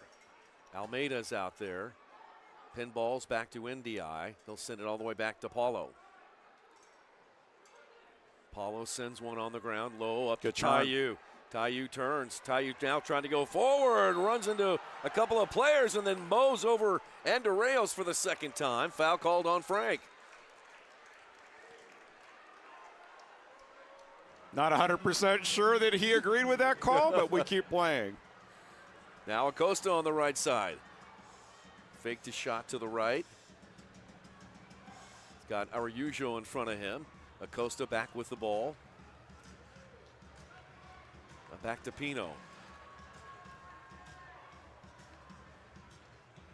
Comets and ambush in another tight one here at Cable Dahmer Arena. Zach forward to Acosta. Acosta marked by Araujo and a foul called on Rafael. Take a look at this on the replay. It's a little. Yep. Had him by the arm. Acosta runs up on it, and that one sent high up and over the glass. Acosta had traveling fans at the All-Star game. After the game, there were all these Acosta sweatshirts on the field. His friends and family drove 11 hours from the Chicago area. Love it. To get to Utica. That's great. Meanwhile, at the other end. Out of bounds, top of the arc restart. Maybe a little early for St. Louis to use their second timeout, but a huge opportunity here for Lucas Almeida and the St. Louis ambush. Andorreos has a goal in this game, the second one. 3 men in the wall. Almeida behind the ball for St. Louis. Almeida to Frank Taiyu. Frank Taiyu could not redirect it. Ejimadu picks it up. Thought he was fouled by Nacho. Then at the other end, Deduca and Rion get tangled up. Rion wanted a foul. Deduca flops on the ground, and both teams play on. Oh, challenge flag on the field. Where? Stokic is asking for the tangle between Marquez and Deduca, I think. I don't know if you saw assistant coach Matt Gordon pleading with the team to be quiet while he was talking to the referee. So they're wanting a blue card. I think this is going to be interesting. We'll take a look at this, Nick Vassos.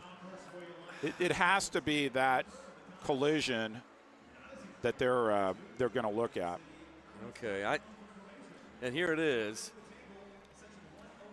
Are they saying an arm up over the shoulders, maybe? Contact over the shoulders on the first one, maybe? We'll get another one We more. need a closer look for sure. They're going to roll it back. Our replay operator, Noah Lamson's going to give us another one. Thank you, Noah. Oh, the arm was up there a little bit, yeah.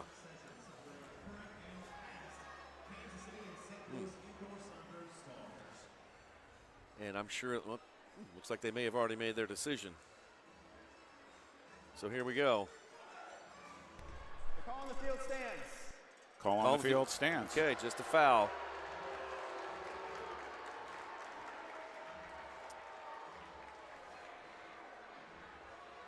Maybe Coach Stokic thought he had to use the card at that point. I'm sure Rion came over and said, arm above the shoulders. But inconclusive on the video, play stands.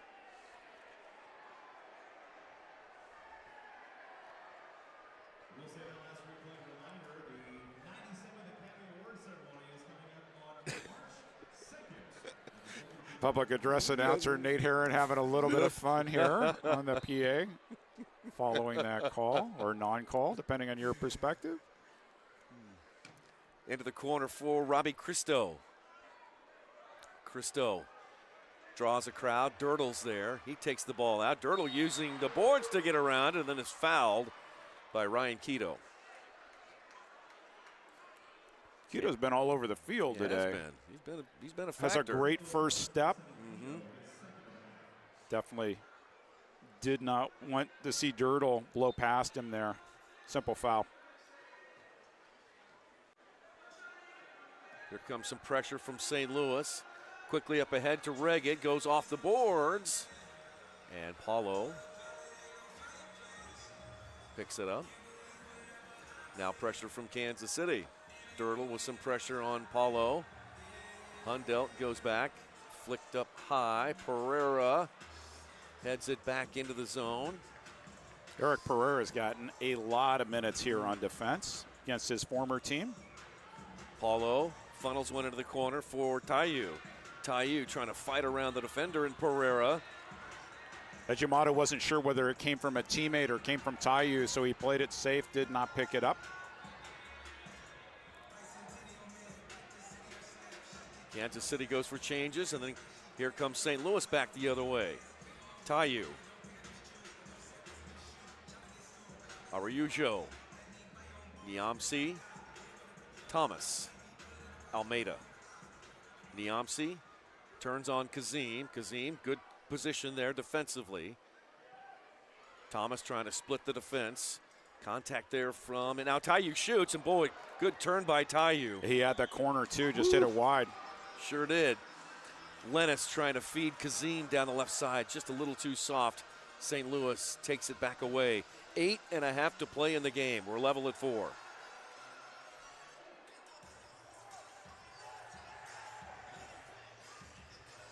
Crowd inching closer to the edge of their seat. Paulo on up to Dylan Hundell. Back to Niamsi. Forward it comes to Deduca. Deduca to Eske. Eske shoots. Save. Ejimatu. And he had to because Dylan Hundell was streaking down the middle for any loose ball. Healed back for Niamsi. Niamsi marked closely by Lennis. Lennis trying to poke the ball in there, and a foul called on Mikey.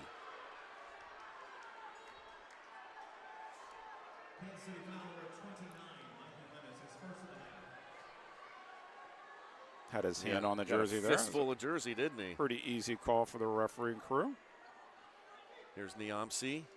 Niamsi, oh, tried to get it into Almeida. Almeida is shaken up. I think that was Henry Ramirez who went through for the ball there. It was DeBray Holloman who made contact. Holloman? Yeah, Okay. DeBray Holloman made contact with Almeida. Here he comes. You can see there. Oh, right. Yeah. Yep. Look who's in the booth with us, the Rocket, Kim Runfed.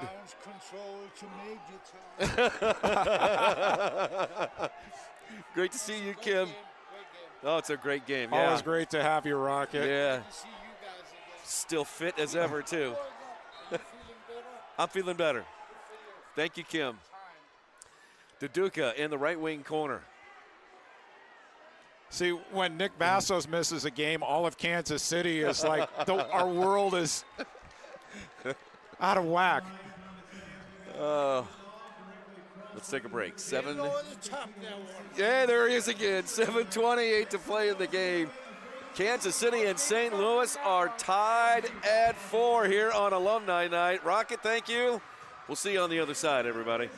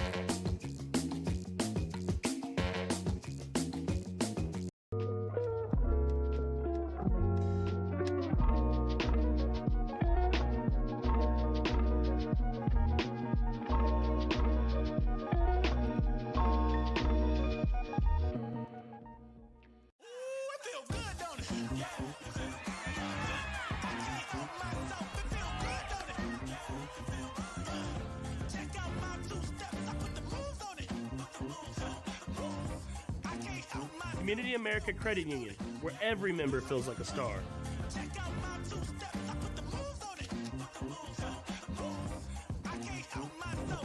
Member owned, open to all.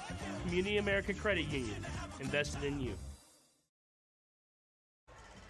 MASL fans, join us here at the Cable Dama Arena for our next home game on Saturday, March 1st at 6:05 p.m. as the Kansas City Comets take on Utica City FC. Tickets available at kccomets.com. 4-4 all tied up here, 7:28 in the fourth, just about to get into the action. Sending it back to Nick and Eric in the booth. All right, Lux St. Louis, thank you so much. Wow, that's going to be quite the game here Every at Cable time Dama Arena. Kansas City and Utica City FC play, it's a barn burner. No kidding. Here comes Ejimadu. Final 7:20 to play here. Who is going to go home? Who will be the hero? 3 points on the line, we think. You never know with these two teams. Akito trips up Henry Ramirez. Akito had kicked the ball away first. All the way to Axel Chicante in the corner, and Ramirez, correction, Acosta is down there, pinballing around and winds into Ejimadu.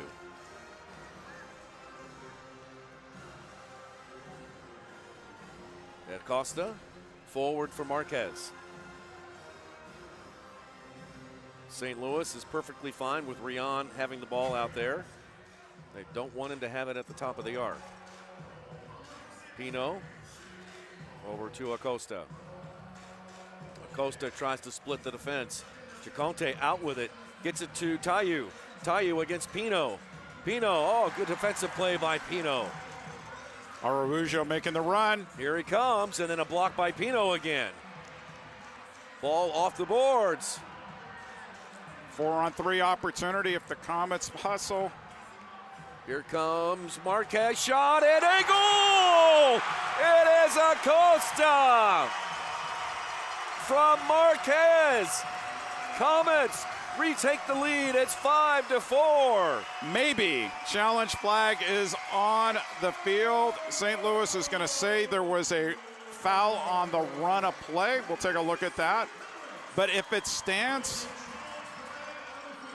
you've got another Rion Marquez assist. This will be back in the Comets. Yeah, they're going to say Ramon Palmer. They're going to say Ramon Palmer fouled Rafael Araujo on the run up to that play. Take a look at this. There's a reason sometimes you hold that challenge flag, Nick.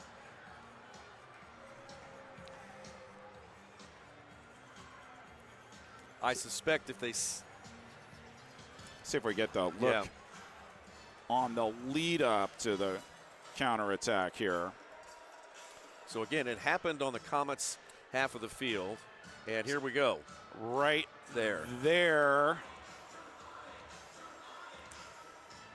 And then the Comets were off to the races. So here's the thing, though. It's right in front of Elvis Osmanovic, right? Yeah. So he's right there. He does the first time. Now, I could totally see them calling it. He didn't call it in live play, but there looks like a stiff arm put out by Ramon Palmer. We'll see what the call is. Call in the field stands, goal. Wow. So let me give you my 2 cents. I'm not on under review, Nick, but I watch it a lot. Osmanovic was right there on the original play. We'll see it right here. He was just outside the frame. There he is. So, I mean, if he didn't see it 10 feet in front of him, he's going to overturn himself on replay. And St. Louis can't believe that they didn't see it, because on the video review, you could see Ramon's arm projecting out. Goal stands. Acosta with the goal. Another assist for Rion Marquez. And Acosta with number 7 on the year. Kansas City back out in front, 5-4. 5:37 to play in the game. Fans excited about that. 5.5 to play here. St. Louis felt they got victimized last week at home on a potential handball by San Diego goalkeeper Xavier Snare-Williams. And didn't get the call on review. And once again, they did not get a call on review. And they're probably thinking to themselves, what do we have to do to get a call the way we see it? Paulo sends one, just out of play. And Kansas City will have it. 5:02 left in the game. It's never too early to start talking playoffs. Join 8 of our teams in sunny San Diego as they square off in the MASL Ron Newman Cup playoffs April 4th through 6th. Ticket deposits are now being accepted. Visit sdsoccers.com for more information.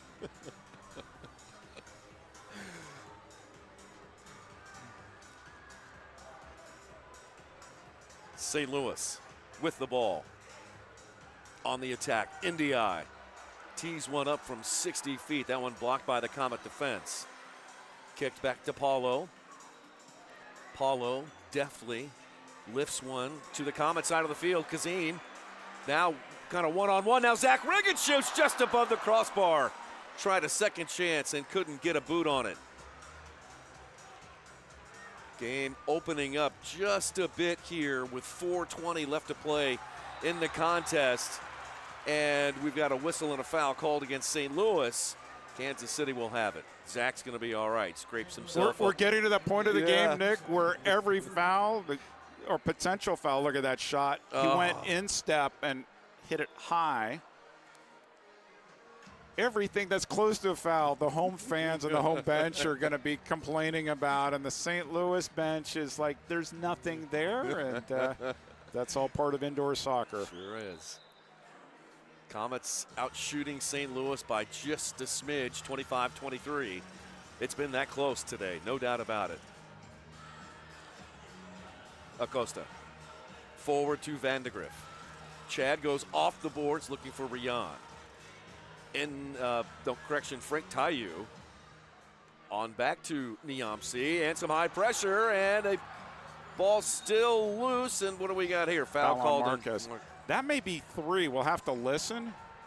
Maybe his third of the half at this point. That's his second of the half. 3:42. Clock is rolling. Comets lead by 1. Paulo looking right down Main Street for Tayu.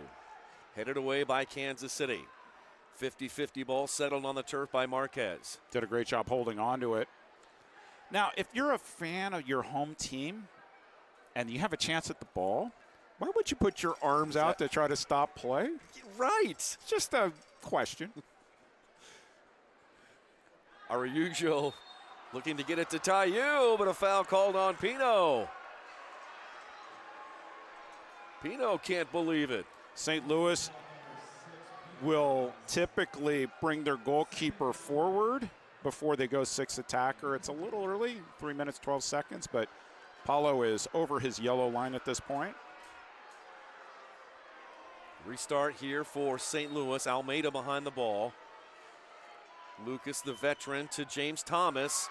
Rolled over the top of that one. Still loose. Ejimadu moves to his left and pounces on the rebound. Zach Reggett running down the field. Ejimadu long for Reggett. One big hop and into the arms of Paulo. St. Louis still has a timeout remaining. Duduka. That one blocked by Dirtle. Dirtle trying to win the ball away from Thomas. Thomas able to get it up to the speedy Eske. Eske moving to his left now into the middle, shoots, and Big Pino block. makes a block. Pino with some good defensive play tonight. The always dangerous Will Eske. Paulo is now over the midfield line for all intents and purposes, playing 6 attacker.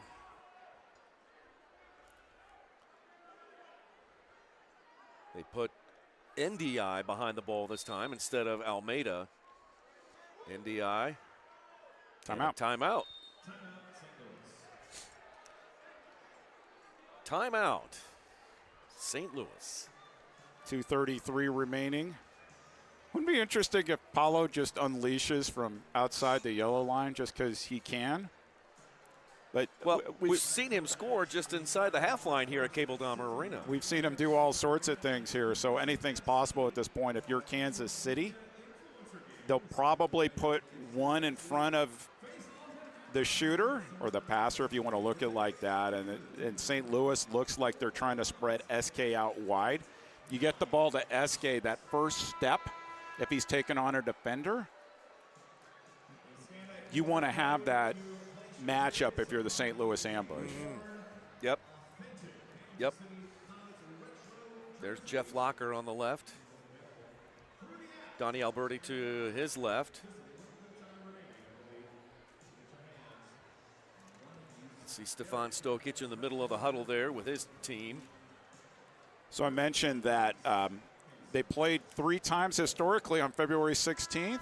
Comets won in 1990, lost in 1991 when they wore the original version. I mean, both years they had those blue jerseys. But the last time these teams played on February 16th was right here, 2020. It was a 10-6 Sunday game. And you might recall this was like the month before COVID shut down the league. And so Kansas City and St. Louis were both desperate trying to get that final playoff spot. And then and then the season ended. Poof. Yep. So neither of them made the playoffs. But at the time, it was an important win for the Comets. And that was on this date in 2020. They'll keep NDI behind the ball. Mo comes near side to SK. One touch to the corner to Thomas. His drive is blocked by Vandegrift, out of bounds. Comets quickly get into position. Paulo drops behind the midfield line. Out top to SK. SK, a couple of touches, fires one in there, and Ejimadu, ranging to his right, makes the save. And they could take a timeout now, choose not to. Pino lofts it towards the center circle. Back the other way. Now Pino kicks it away again, on up to Reggett. Reggett goes off the boards. He gets the ball back. Reggett leading Linus. Oh, Paulo comes out to kick it away. Now Reggett again in the corner. Paulo with a great defensive play there to keep it just a 1-goal game. And boy, Duduka is steaming mad at the official there. If you're Kansas City. And he's just been rung up. Yep, yellow card. He will spend 5 minutes thinking about this. And he just hurt his team. He's out for the rest of the game. And Reggett comes out hobbling just a little bit. I'm not sure that left ankle of his is still 100% right. Good move to create space off the boards and just a little far ahead of Linus. Well read there by Paulo. Reggett into the boards, got hit from behind. I mean, that's clearly a foul. Clearly a foul. He got hit from behind. So Zach stays on the field. Ball played up to Pino. Pino goes all the way back to Zach. 1 minute, 45 seconds left to play in the game. Comets lead by 1. Here's Pino on over to Nacho. Nacho leading the break, moves to his right, he shoots! And Nacho, perhaps with the dagger. Comets lead 6-4. Nacho is his name.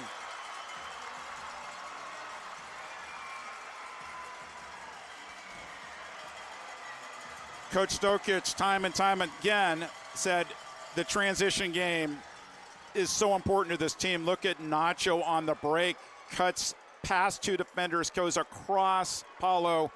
Now they're going to go 6 attacker with Dylan Hundelt. Minute 31 left. Nacho, how many games in the last year has he come up with big goals at the end of the game? Such a huge year last year, and he really has just added on to what he did last year this year. A little bit of a slow start this season, but Nacho has been tremendous, not only as a leader of this team, but also contributing production, whether it's assists or goals. Nacho, another one, his 6th on the year, giving Kansas City a 2-goal lead. Late addition to the All-Star game. Enjoyed his time in Utica. 1:14 left to play in the game. It's not impossible for St. Louis. Dylan Hundelt wearing the 6th attacker jersey. We saw Milwaukee score 2 late regulation goals yesterday, too.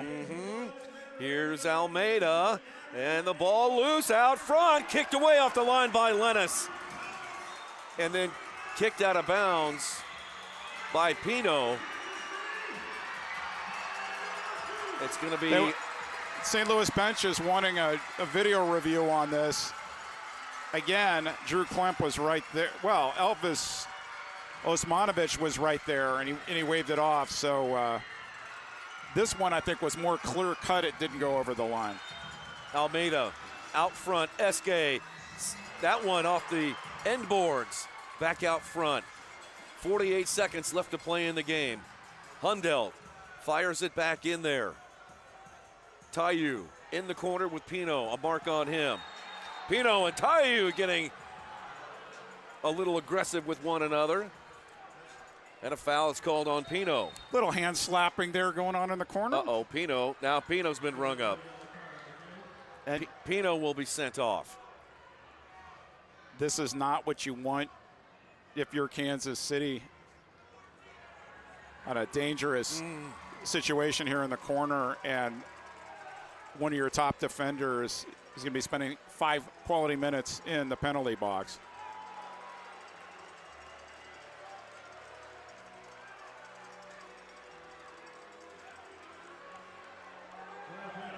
So Pino will join Duduka in the penalty box.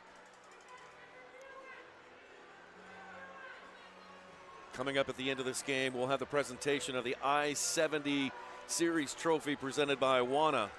Tai Keo will hand the trophy to Kansas City. 38.2 seconds left to play. We'll also have our player of the game. Almeida, shot, goal! It's Dylan Hundelt! And the ambush are within 1. Still 36 and a half seconds left to play in the game. Hundelt, his first tally. And the game is now a 1-goal game. Never give up in indoor soccer. Drilled that one off the crossbar. Kansas City, you still have a timeout.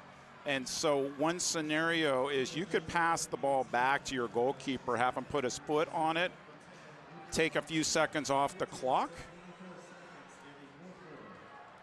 Hundelt is 4th on the season. 36 and a half seconds. Saw Kansas City try to hold on against Milwaukee in Milwaukee earlier this year and give up one less than 10 seconds left. They decided to go long. Marquez on the doorstep. Marquez, now that is the dagger. Rion, rub those hands. Kansas City 7, St. Louis 5. So clearly this is why Stefan Stokic is head coach of the Kansas City Comets, and I'm not, because I want to call timeout there. They decide to go down the field. Ball just bounces in the right place off of Briggs to Rion Marquez. Another point for him. 7-5 Comets.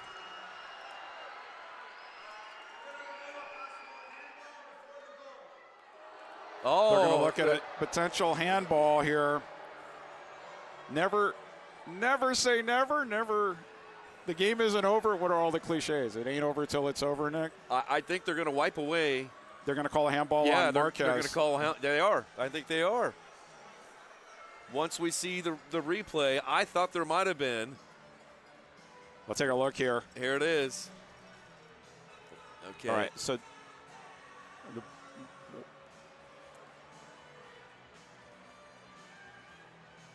did he get it with his finger? I don't know. That hard to tell if it changed the trajectory on that. I mean, is it a natural position? We're gonna have to get another angle I would here. love to see it a little bit closer. It looked like it could have hit a finger. We'll see what our referees say.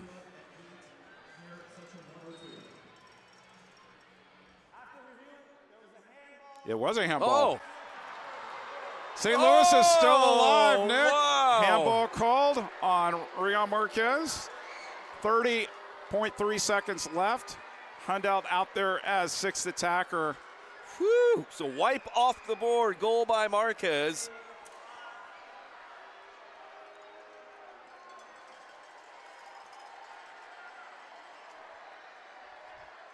Hundelt will run down the field. SK and Tayu will try to carry this up. Everyone on their feet here at Cable Dahmer Arena. Last few seconds. Oh, SK lost the handle. And you got to turn around. Oh, it's a blue card. Blue card on SK.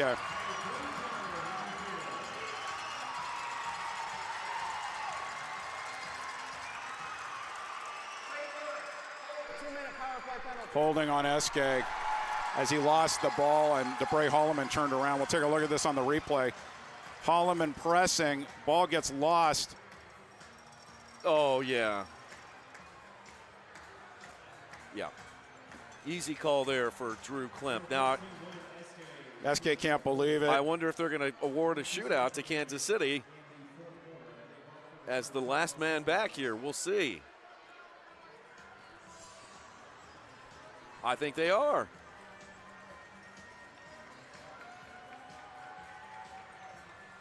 Marquez might get another crack at a shootout.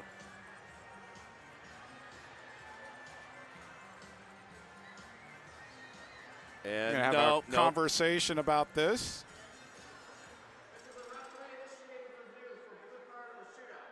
Now they're going to take a look at it. Nick Vassos, Okay. you've had quite the night with the shootout calls.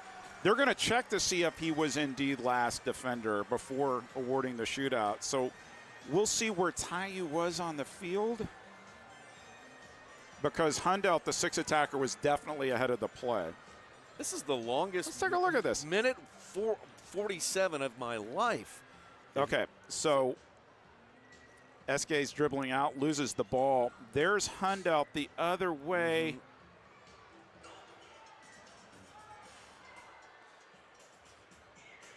But is there another defender on the other side? Is there another Comet? No, is there another ambush player yeah. on the other side, right? I don't. So it's right there. Yeah. Now, see, Hundelt is technically a goalkeeper, so he doesn't count as a defender in that situation. Oh, so no, that's a shootout. So, yep, Yep, SK's the there it last is. defender. Yep. Because Hundelt's wearing the sixth attacker, he counts as a goalkeeper, not as a field player. So the last field player there was Will Eske. Shootout for Marquez, 22.2, and this is an opportunity to get that goal back that was taken off by the video review. Seems like forever ago, Nick. It does. So he went long with his touch on his first shootout. We'll see if he goes shorter and maybe drags it right a little bit this time rather than trying to go left.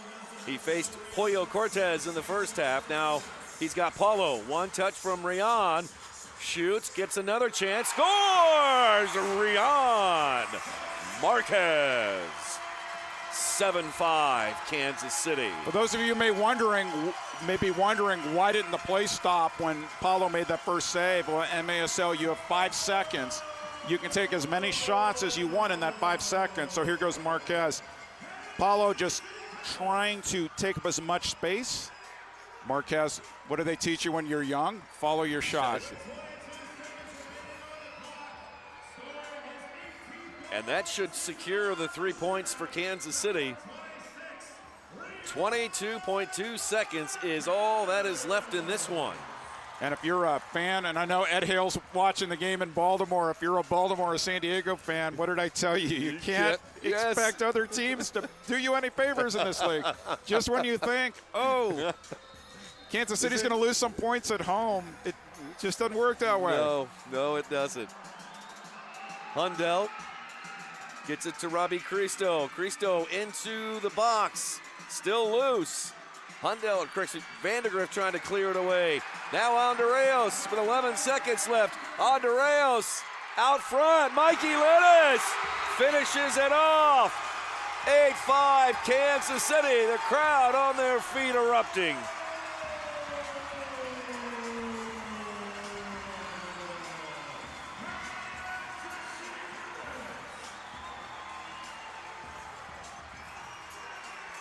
Take a look at it on the replay. First pass from Ramon Palmer trying to get Andreos in space. Good job by Hundell just to try to stop Andreos. And who was there to follow that ball? Mikey Lennis. That's number 2 on the year for Mikey Lennis. Kansas City 8-5, 7 seconds is all that's left. Kansas City will get the 3 points and another victory on the season. Temporarily in second place. That's right. Temporarily. Temporarily. We still have